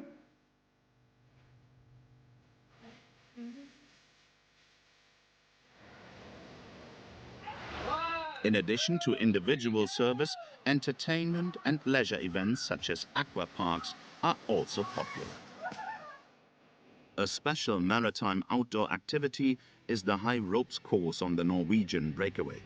In the battle for cruise holidaymakers, the shipping companies are outbinding each other with elaborate attractions. The target group is a younger clientele and families. This is so awesome. This is so awesome. You can't imagine this. There's just nothing underneath you anymore. That's so rad. Yes, they've introduced new entertainment elements on cruise ships from year to year that didn't used to exist on ships at all. Amazing things that are completely superfluous in reality. But they were brought to the attention of the masses to such an extent that the demand remained there. TUI Cruises regularly organizes the Full Metal Cruise on its Mein Schiff liners. Up to 2,000 heavy metal fans can take part in Europe's loudest cruise spectacle. An inside cabin on the 5-day tour costs around 1,300 euros, full metal drinks included. That's the next idea then, that you do a kind of theme tour where it's then maybe less about the specialty and more about enjoying something together. So these hard rock and heavy metal cruises are also well known to me. And just a little less hardcore is Udo Lindenberg's highly famous Rob liner, which also sails from Hamburg. That's a huge business and probably exists for other interest groups as well. And that's part of this boom, of course, to make cruising even more interesting by serving special interest groups with special programs. There is no dress code or seating assignment on these fun cruises.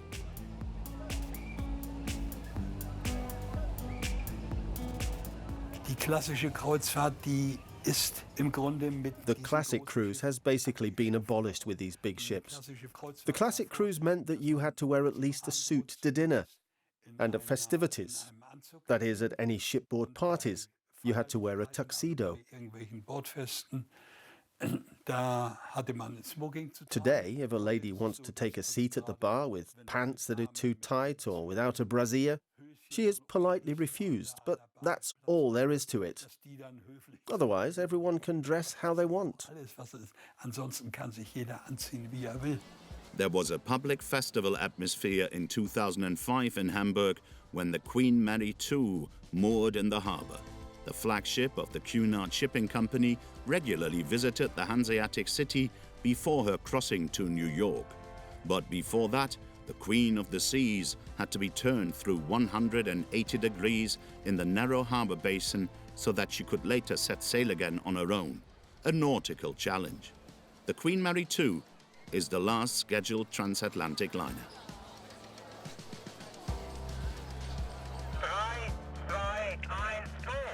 With an unforgettable parade, the Hanseatic city bids farewell to the luxury liner. Hamburg was turned upside down. Everyone's crazy about Mary.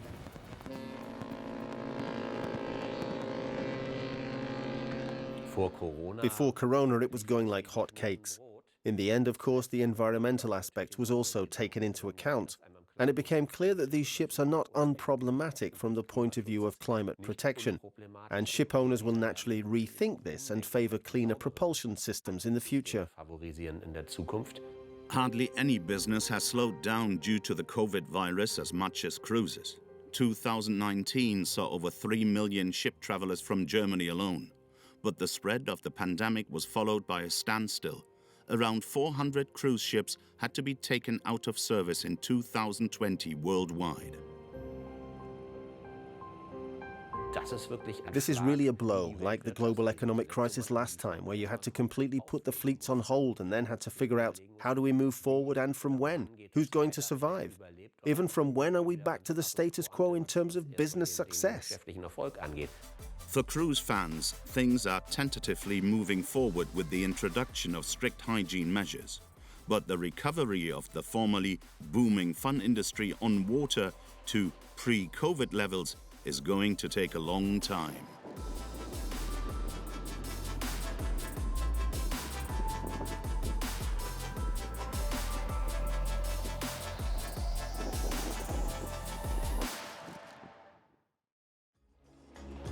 Germans are fond of traveling, and no country seems unreachable.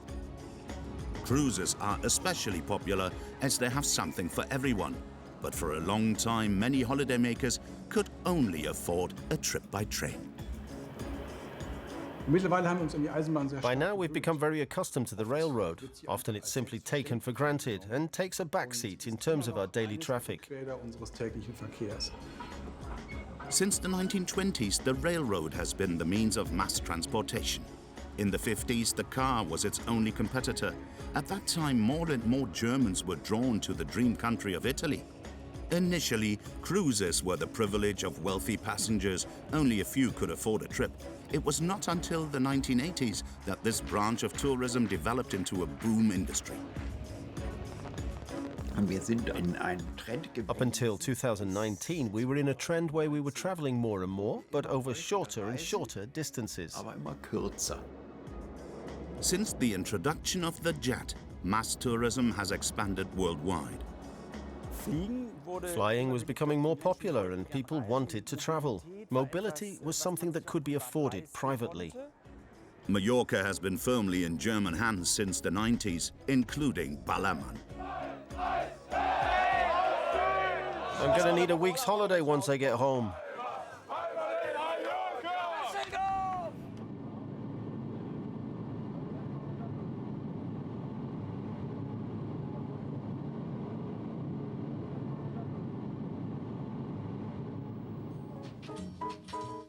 In the 1950s, Hamburg Airport was the post-war home of the newly founded Lufthansa. A promotional film from this period describes the not yet everyday routine at the counter. Here is my passport. Passports and vaccination certificates are in order. Tickets are written out according to regulations. Luggage is weighed and registered. Nothing more stands in the way of departure. Despite the economic miracle, air travel was still considered a luxury that only a few could afford. Especially long-haul flights to New York, for which Lufthansa offered its super constellation. So this is what the Superstar looks like from the outside and from the inside. Instead of exaggerated luxury, there's an atmosphere of refined comfort arising from the air conditioning and pressure equalization system to the wonderful foam-padded adjustable armchairs. Affectionately known as Super Connie, the airplane was regarded as the ultimate in long-haul air travel. In the Federal Republic of Germany, it became synonymous with economic awakening and success. On June the 8th, 1955, Lufthansa inaugurated its first transatlantic scheduled flight with the Super Constellation. It flew from Hamburg via Düsseldorf to New York. West Germany was once again connected with the big wide world. Meine Damen und Herren, im Namen der Lufthansa und unseres Kommandanten, Flugkapitän Meyer, begrüßen wir Sie an Bord unserer Superstar auf dem Flug nach New York. Die voraussichtliche Flugzeit wird knapp 15 Stunden betragen. Wir werden heute in einer Höhe von 4000 Metern fliegen. Wir wünschen Ihnen einen recht angenehmen Flug. Die Motoren sind angelaufen. Das Flugzeug könnte starten. Doch vorher müssen die Männer im Führerraum noch einmal alles überprüfen. Lufthansa 420, you are clear to go. The service wind is calm. Clear for takeoff. The flight from Hamburg to New York took about 17 hours, and smoking was still allowed on board. To cross the Atlantic in just a few hours by plane was something no one dared to dream of at the beginning of the 20th century. At that time, the car had just been invented and movies were still silent. At that time, air shows brought tens of thousands to their fleet. Flying was very experimental from the start and also an adventure for those who designed it. They wanted to know whether something could fly and also about those who were to fly it. At the beginning, there was no thought of passengers. In those days, the railroad was the means of mass transportation. Trains were fast and ran to the centers of cities day and night. It was hard for the young aviation industry to beat that competition. The railway wagon for the first time in 20 years faced noticeable competition. This was from the truck, especially in freight transport. But the automobile also appeared, both individual and in the form of buses. And the airplane was starting to make its presence felt at least a little bit. It certainly wasn't the biggest competition, but it was coming. One felt that. Early air carriers often used retired biplanes from World War I, but these aircraft were slow and weather-dependent. In the post-war period, the transport of airmail became a profitable business. While the National Assembly met in Weimar in 1919, the railroad went on strike at the same time. The German air shipping company now carried passengers for the first time. Politicians and journalists flew from Berlin to Weimar. Even back then, the company's aircraft had the soaring crane on their fuselage, the oldest trademark in world aviation. To fly in an open airplane in those days, passengers had to have courage. They still wore special clothing against wind and weather, and there was no thought of comfort. So until the early 1920s, only a few people were convinced of this way of traveling.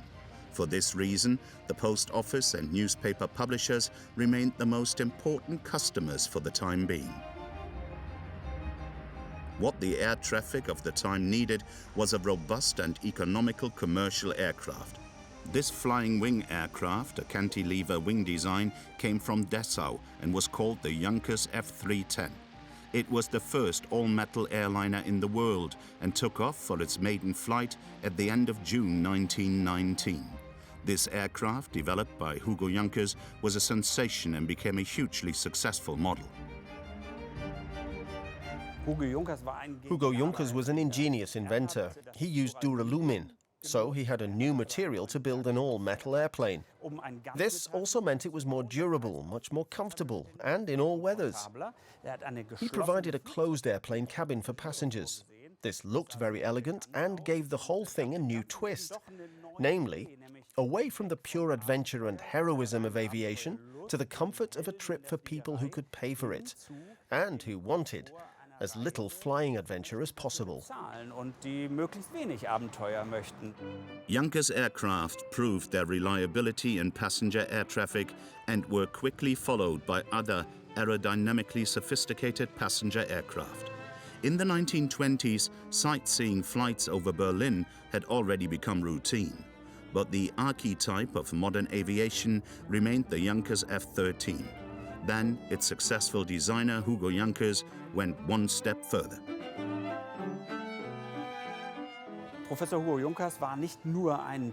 Professor Hugo Junkers was not only a technician, an inventor, but also an airline manager. He realized that in order to bring the aircraft to market and to be able to set up series production, he needed users. And for that, he needed airlines. And so he founded them at that time. Junkers was thus the designer and also the producer and the user. And he built up a network of scheduled flights. As an aircraft manufacturer, Junkers made a decisive contribution to the development of the German air traffic network. It soon became one of the densest in the world. Germans and Russians founded Deru-Luft, the German-Russian airline, at the end of 1921. At that time, passengers still had to be weighed before the flight. In the single-engine airplanes, each newspaper on board was weighed. Deru-Luft employed German as well as Russian technicians and pilots. Its long-distance flight operations were considered exemplary at the time. Air traffic turned into scheduled flights, that is, regularly flying to certain destinations on different days of the week or even every 2 weeks. At the beginning, of course, everything was on a smaller scale, but there was a regularity. You could book something and you also knew you would get there. And this security also led to trade and change. In the German Reich, more and more cities and regions wanted to be connected to the increasingly dense air transport network. The young aviation industry had proven its capabilities. Nevertheless, traveling by air still required courage and quite modest demands at that time. Those who were already business travelers were happy to take their families along with them sometimes in order to remain in those far-off countries where one had a stay of 7 or 14 days. So here again, this scheduled route aspect played an important role, because there are many pictures of the first scheduled flights where you can see both men and women travelers.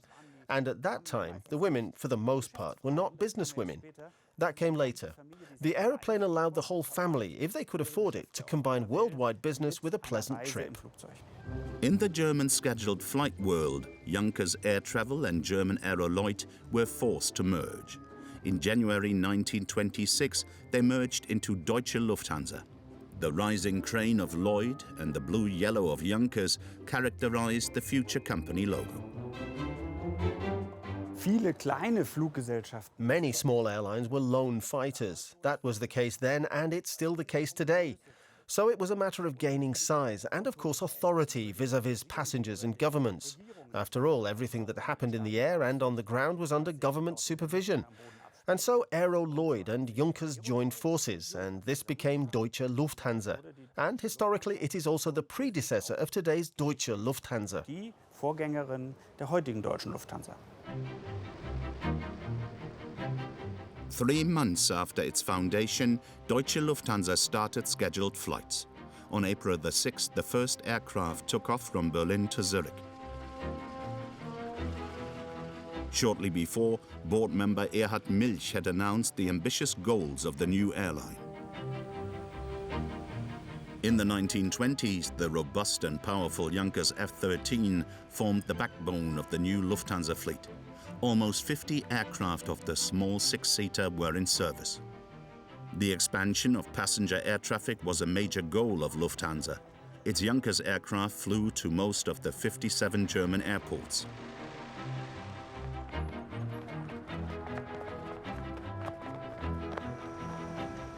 For the pilots of that time, weatherproof clothing was still essential, as in many of the aircraft, they still had to fly in the open cockpit. In the beginning, pilots still had an open cockpit. Later, this was also closed, so that even for pilots that flew regular planned routes, flying also became more comfortable as well as safer. Junkers all-metal aircraft played a major role in this. They could be used all over the world under the most adverse conditions. The establishment of a night flight route from Berlin to Königsberg was another milestone in civil aviation. At the beginning of May 1926, Lufthansa opened this first connection of its kind in the world, a route also flown at night with passengers. A big change was flying at night and knowing you could orient yourself by radio beacons on the ground and that you were able to take off and land safely. In April 1928, pilots Kuhl von Hünefeld and Fitzmaurice took off on a North Atlantic flight in their Junkers aircraft Bremen. Despite a crash landing, they managed the route in an east-west direction for the first time, a sensation.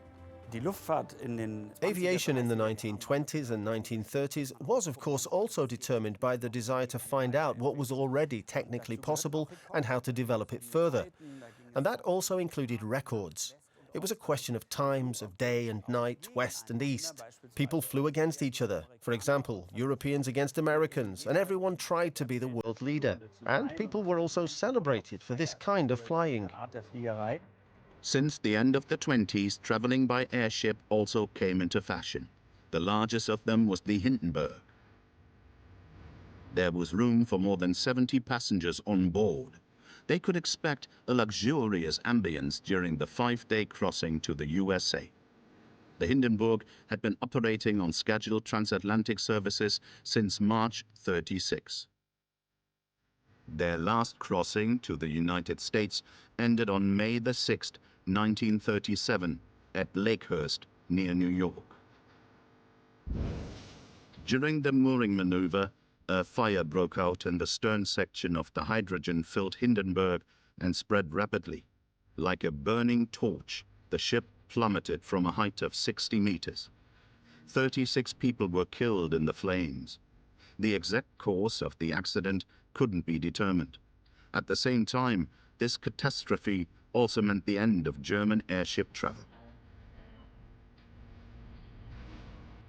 The limitations also became clear, for example, with the Hindenburg disaster, and with so many dead and such a symbol of technology reduced to flames at Lakehurst. Also symbolizing that even in Germany, technology didn't reach to the sky in the truest sense of the word. Something which aviation learned a lot from.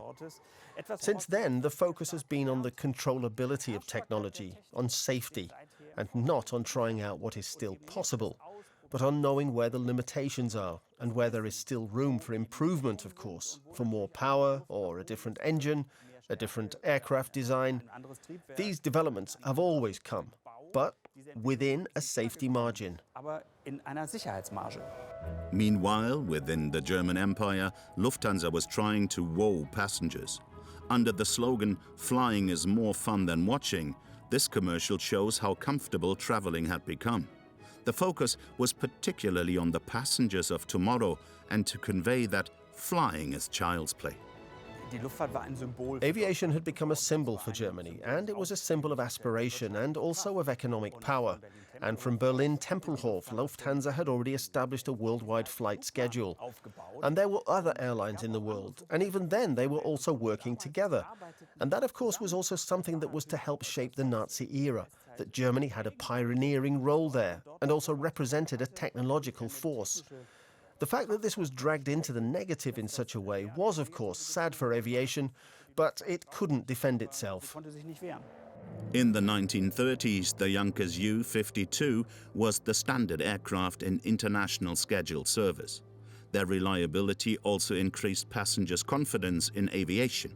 At Lufthansa, the 3-engine aircraft formed the backbone of the fleet and were based at Berlin Tempelhof Airport.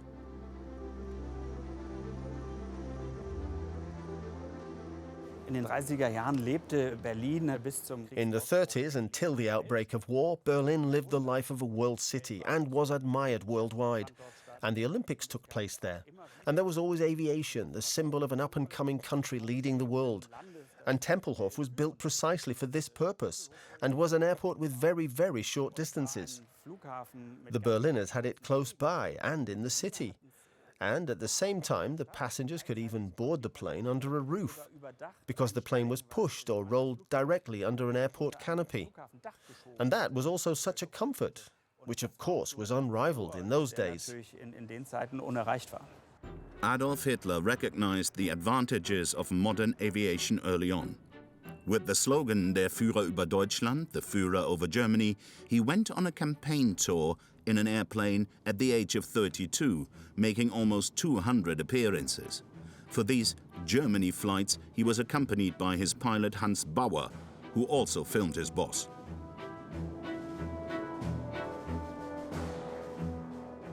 Das Focke-Wulf-Flugzeug Condor, das unter der Führung von Flugkapitän Hancke und Hauptmann Moreau in unerhörter Präzision den Ozean überquerte, traf nach 20-stündigem Flug wieder in der Reichshauptstadt ein. Zuallererst möchte ich danken für den Empfang, den Sie uns alle hier bereitet haben. Wir wollten eigentlich keine große Tat vollbringen, sondern wir wollten nur den Flug von Berlin nach New York und zurück machen. Und zwar möglichst planmäßig, so wie wir das gewohnt sind. Hitler's mistress, Eva Braun, traveled to Italy in the summer of 1940. She set off from Munich-Riem airport with a small entourage. Hitler's pilot Hans Bauer was at the controls. In fascist Italy, Eva Braun enjoyed stopping off in Florence with her friends. Further south, the group of travelers enjoyed themselves unrecognized and carefree by the sea.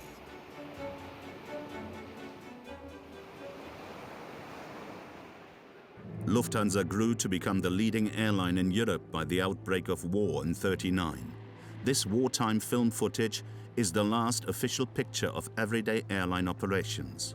The route network was dependent on the military situation. Connections to allied and neutral countries remained.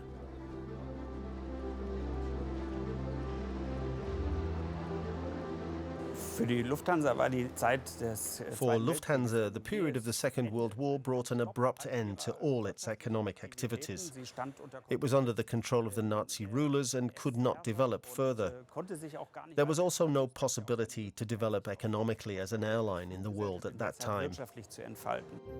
On the 8th of May 1945, the Second World War ended with the defeat of the German Reich.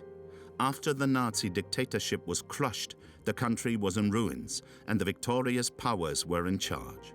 The first German Lufthansa, with its Junkers aircraft, also perished in the ruins.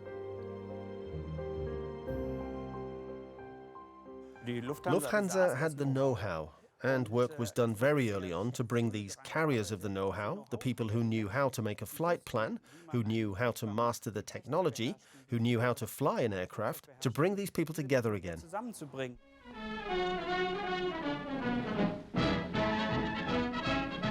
Auf dem Flugplatz Tempelhof traf das erste Passagierflugzeug aus Amerika ein. Die viermotorige Flagship Amsterdam. Für den 6.200 Kilometer langen Weg brauchte das Flugzeug 23 Stunden und 15 Minuten bei einer durchschnittlichen Stundengeschwindigkeit von 360 Kilometer. Die Maschine hat 7 Mann Besatzung und kann 34 Passagiere befördern. Die Stewardess bringt die neueste New Yorker Zeitschrift mit. Von nun an kommt wöchentlich einmal eine Maschine aus New York in Tempelhof an. Eine andere startet jede Woche von hier nach New York. Berlin ist wieder in das internationale Flugnetz eingeschaltet. 1949, the Federal Republic was founded and Konrad Adenauer elected Chancellor. Ich schwöre es, so wahr mir Gott hält. Through its policy of Western integration, it normalized relations with the Western allies.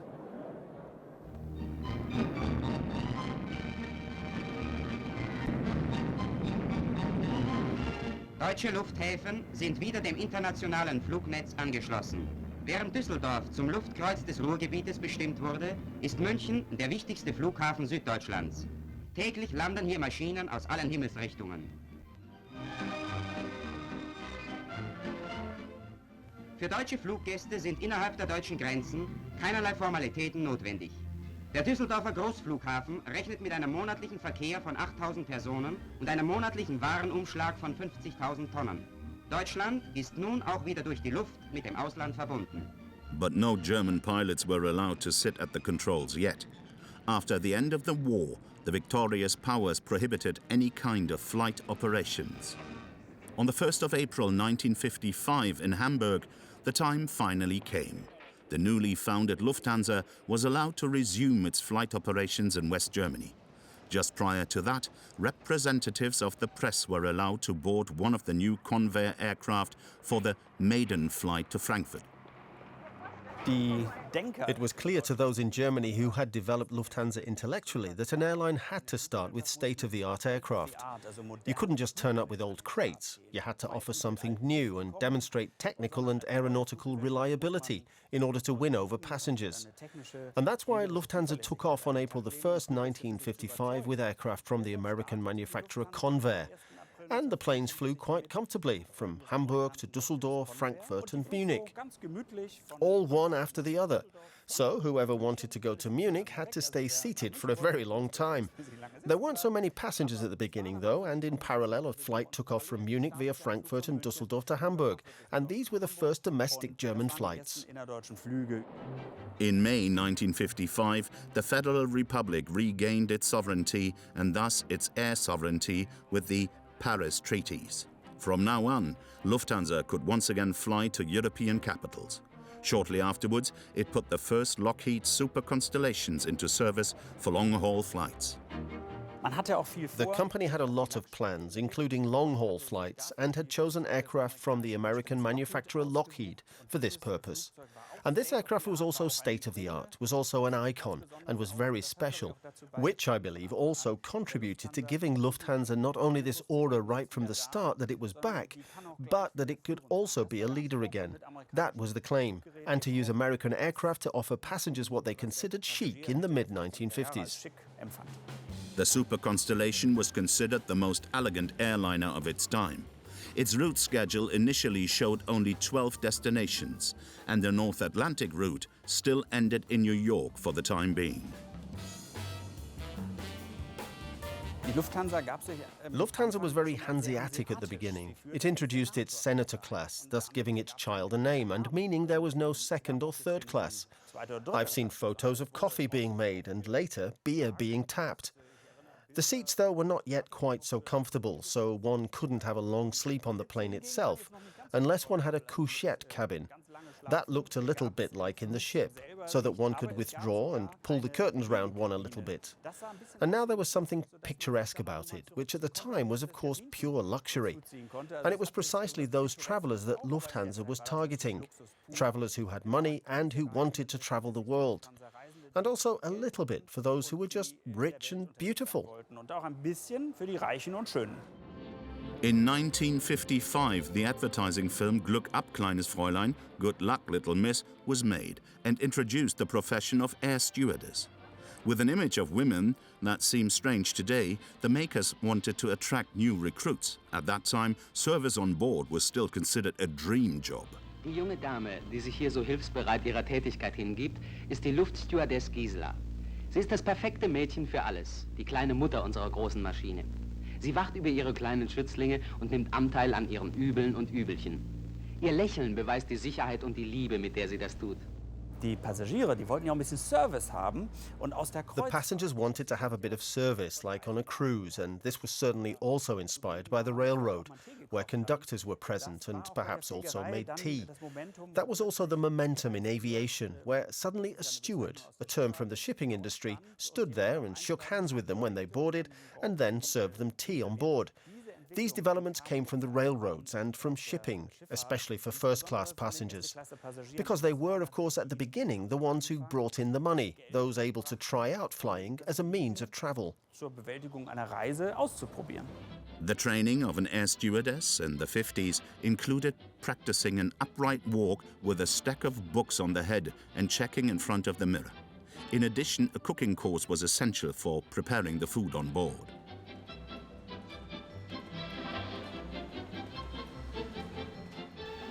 Das ist alles sehr wichtig für eine Stewardess. Der richtige Lippenstift, der Puder, Und das passende Parfüm. Da die Kinder unser höchstes Gut sind und Stewardessen eben alles können müssen, muss Gisela... Aber Gisela, so ein Baby ist doch keine leblose Puppe. Na, jetzt haben wir die Bescherung. Charme, Weltoffenheit und Liebenswürdigkeit sind das seelische Rüstzeug für die Arbeit einer Stewardess, die jetzt für Gisela beginnt. Aber hinter die Arbeit haben die Götter den Lohn gesetzt. Gisela lernt die weite Welt kennen und darf abenteuern. Das, was alle jungen Menschen sich wünschen. In return for their training, the future stewardesses could expect to breathe the scent of the big wide world, including the French metropolis of Paris. In 1955, the Deutsche Lufthansa concern of the GDR was founded in East Germany with its home airport at Berlin-Schönefeld. Due to legal disputes with West Lufthansa, the airline had to change its name to Interflug 8 years later. But then there was a dispute because two Lufthansas in the world didn't seem to make sense politically, despite both being German. Both German, though of course with a tense relationship. And then it became Interflug, and Inter in the GDR always meant something international, something that included travel. And it then acted very independently, only using Russian aircraft. And with these aircraft, a route network was set up both to the east and to selected western airports. For example, from Berlin-Schönefeld, where the headquarters were located, to Vienna. And only very reliable crews were allowed to operate there. Reliable in the sense of the GDR, in the sense of the Stasi, who were checked. They were very afraid that crew numbers would be complete on the outbound flight and low on the return flight, which did happen from time to time. And that's why only party comrades were on duty together. After almost 33 years of flight operations, the history of Interflug came to an end in 1991. At the end of April, the Eastern Airline operated its last scheduled flight from Berlin-Schönefeld to Vienna and back.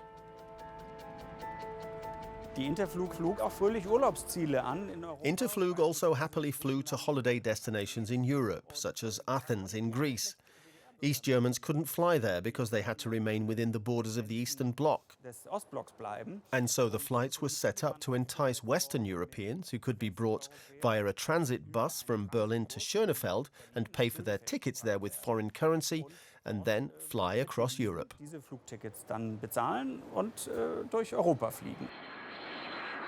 In March 1960, in the Federal Republic of Germany, Lufthansa introduced the Boeing 707 into its fleet.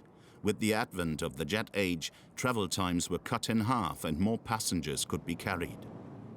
The Boeing 707 brought speed to the air traffic system. No more stopovers were necessary. The Constellation, for example, had to stop and refuel in Ireland on its way to the USA. The Boeing 707 didn't need to do that. In other words, there was a really big time advantage. And once again, an upgrade in the cabin made the aircraft even more reliable. Boeing had thus clearly set the standard for long-haul traffic throughout the world. In the 1960s, Lufthansa advertised its top service for long-haul flights across the North Atlantic in its 707. At that time, first class was still called Senator service. With the new jet aircraft on scheduled services, Frankfurt soon replaced Hamburg as the center of West German aviation. Because of its central location, the Rhine-Main airport became one of the most important European air hubs. Passengers from all over Europe were flown there and then distributed on the long-haul flights to the different regions of the world. Once on the outbound flight, once on the return flight. And the planes were getting bigger and bigger. It paid off to bundle these passengers, which meant, of course, getting everyone on one plane and then at the central destination, distributing them again. You couldn't do that from any medium-sized airport. There had to be very large airports to do that. Frankfurt, London Heathrow, for example, Paris, Orly. These were airports that these planes then regularly serviced several times a day. As early as the mid-50s, Condor was one of the first vacation charter airlines. Around that time, the Lufthansa subsidiary had also been transporting the first tourists to holiday destinations around the Mediterranean.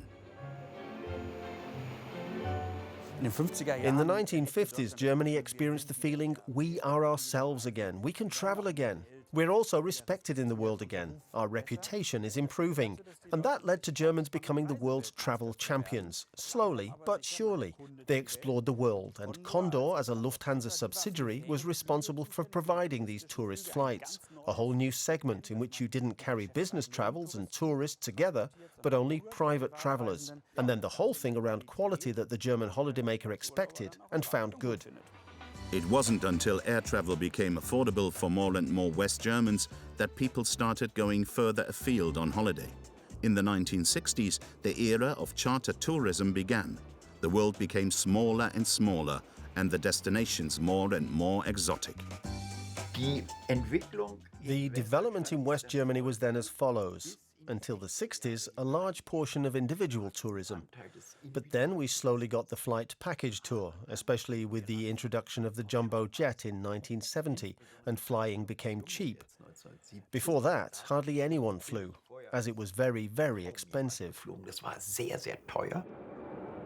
In April 1970, Lufthansa started scheduled service to New York with a Boeing 747. With the introduction of the jumbo jet, the spread of mass tourism began. Now flying was gradually becoming routine, and these cheap trips to the south were increasing. And they no longer made them with their own car, but turned to a tour operator, as is the case today.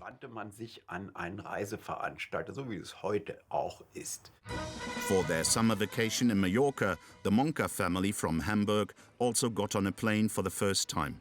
Husband Walter captured impressions of the island, which was still little developed for tourism, with his camera. In the 70s, Spain and Mallorca became the main cheap travel destinations for West German tourists. The combination of a beach holiday and an inexpensive package deal also went down well with the Monka family.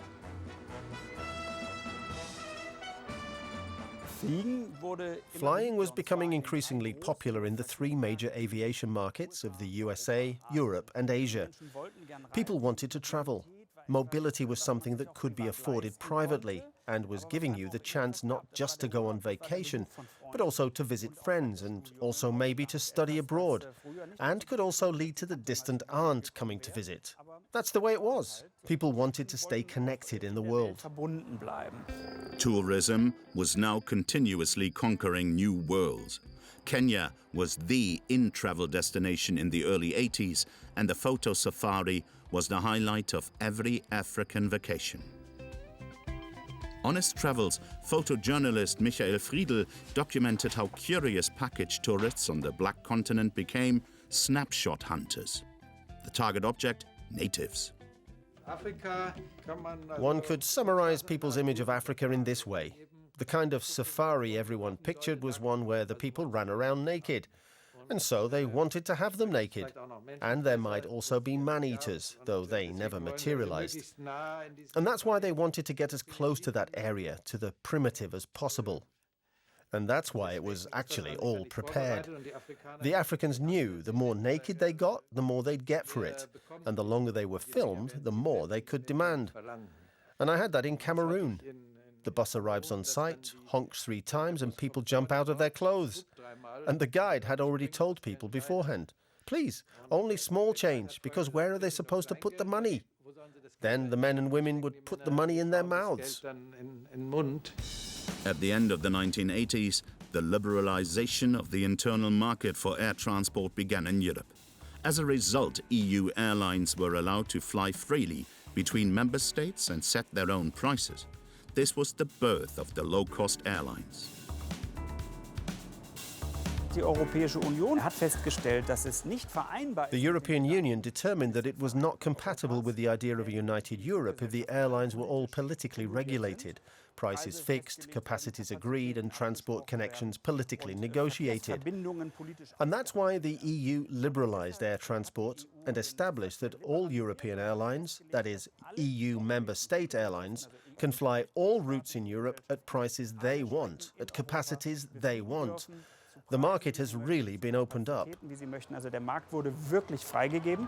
On the 9th of November 1989, the wall fell and thousands of East Berliners streamed into the West.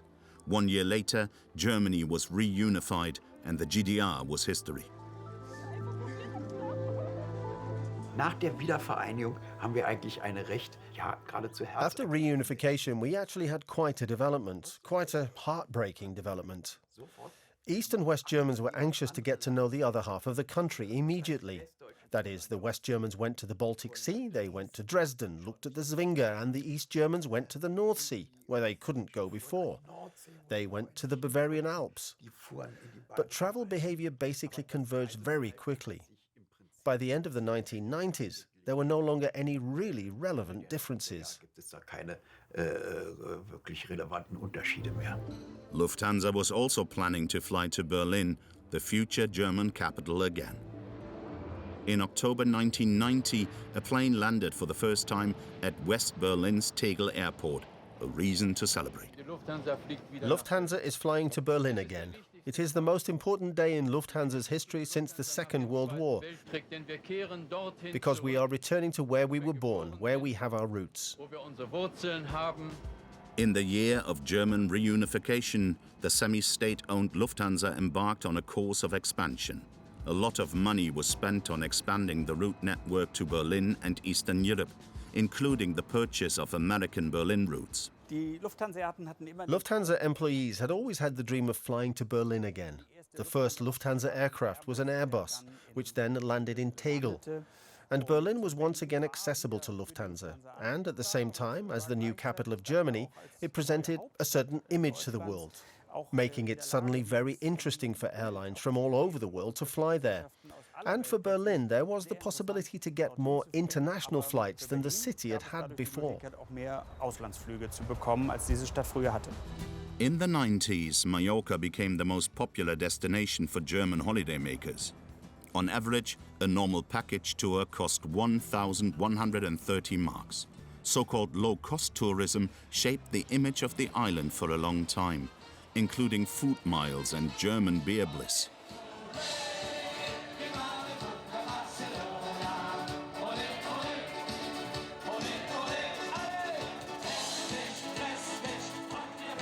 Erstmal eine Woche Urlaub machen, wenn ich nach Hause komme.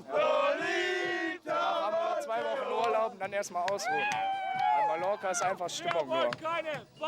Wir gehen morgens um 8 Uhr, 8, 9 Uhr gehen wir ins Bett, morgens pennen bis 3, 4 Uhr, dann gehen wir hier an den Strand. Das ist der Tag, das drauf. Party, Party. Und wenn du hier Party machst und zahlst, dann kannst du machen, was du willst. 4, 3, 2, 1.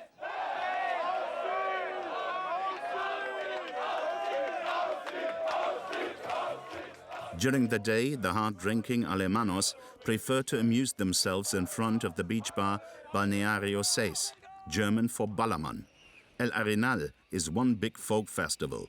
2/3 of the island's tourism takes place on these 7 kilometers of coast. On September 11th, the world held its breath. Terrorists led by Mohammed Atta attacked the World Trade Center in New York with hijacked passenger planes. 17 minutes apart, 2 planes hit the North and South Towers. America was being attacked on home soil. The September the 11th attacks showed that terrorists were capable of using airplanes as weapons, not only as weapons against those on board, but also as weapons against people on the ground in cities. And that was something that had not been anticipated before. War etwas, wo man vorher nicht mit gerechnet hatte. Nearly 3,000 people were killed in the worst terrorist attack in the United States. In response, the US government declared a war on terrorism that changed the world. International air traffic was also affected. The impact on passengers was that all of a sudden one did not want to fly. People thought it was unsafe, and all air traffic in America was stopped. And every foreign passenger was first and foremost a threat to the Americans. And I understand this feeling, that they wanted to be sure who was actually flying here. However, these were domestic flights, so the Americans had to admit to themselves that they had no control over who was flying on their domestic flights. Since the terrorist attacks of September 11th, aircraft have been perceived as potential weapons of mass destruction. As a result, security measures on board aircraft and at airports have been tightened. Holidaymakers were also deeply shocked by the events. It took the travel industry 7 years to make up for the slump in sales in the stagnant tourism market. After that, the trend to travel shorter and shorter distances, but more often, accelerated. Dann haben wir noch einen Trend, und zwar jetzt von Deutschland weg. Then we had the start of another trend, this time outside Germany. The so-called emerging countries started imitating the travel behavior of the highly industrialized countries. China comes to mind first and foremost. And as a result, and this is compounded by the population explosion, we have the constant and rapid increase in the number of travelers around the globe. Das nimmt rasant zu. Airlines are responding to this development by deploying large aircraft, such as the Airbus A380. Since summer 2010, Lufthansa has been using its aircraft primarily on long-haul routes. The airlines have also found this quite attractive. Around 500 passengers could be transported per flight, which meant correspondingly lower costs. At the same time, this aircraft was developed with 4 engines and also consumed a fair amount of kerosene, and still does today. And over the years, airlines and passengers have developed a little differently than Airbus assumed. On the one hand, there was the trend towards hubs like Emirates, which operates in Dubai, where wide-body aircraft from all over the world fly, distribute passengers and continue flying with wide-body aircraft. That's what the A380 was made for. But at the same time, you also have the development that medium-sized cities, not just the very large metropolises, want to have long-haul flights that passengers want to fly non-stop. And the A380 and 747 are simply too big for that. And that's also kind of the end of the story for the A380. It's too big, it's too heavy for what the airlines want now. This development also marked the end of the era of large 4-engine commercial aircraft. Airbus has already announced the end of serious production of its A380 passenger aircraft. For the majority of Germans, the annual vacation trip has become a basic need that can be afforded even in economically difficult times. Almost as many use airplanes for this purpose as they do their own cars. In der Tat hatte der Tourismus weltweit. In fact, tourism had taken an enormous upswing worldwide, which now, at the beginning of the year 2020, has collapsed. Erstmal eingebrochen. The outbreak of the COVID epidemic plunged aviation into the biggest crisis in its history. As a result of the worldwide travel restrictions, international air traffic almost came to a standstill, with many airlines dependent on government aid. Airlines are used to dealing with crises, in that it's always the case worldwide that something terrorist happens, that something disease-related happens. But for the airlines, it was and is new that this is happening at the same time in all parts of the major traffic areas: USA, Europe, Asia, Australia. This was not foreseeable. And it also creates financial problems for the airlines, which is why many need government bailouts. I also think it's right that support is being provided here, because the airlines are essential for the world to grow together again later on. And even a pandemic has to end at some point. That's why we need the airlines again, so that we can travel around the world. At the end of March 2020, air passenger traffic fell by 98%. Destinations in Europe and the classic holiday locations can only gradually be flown to again.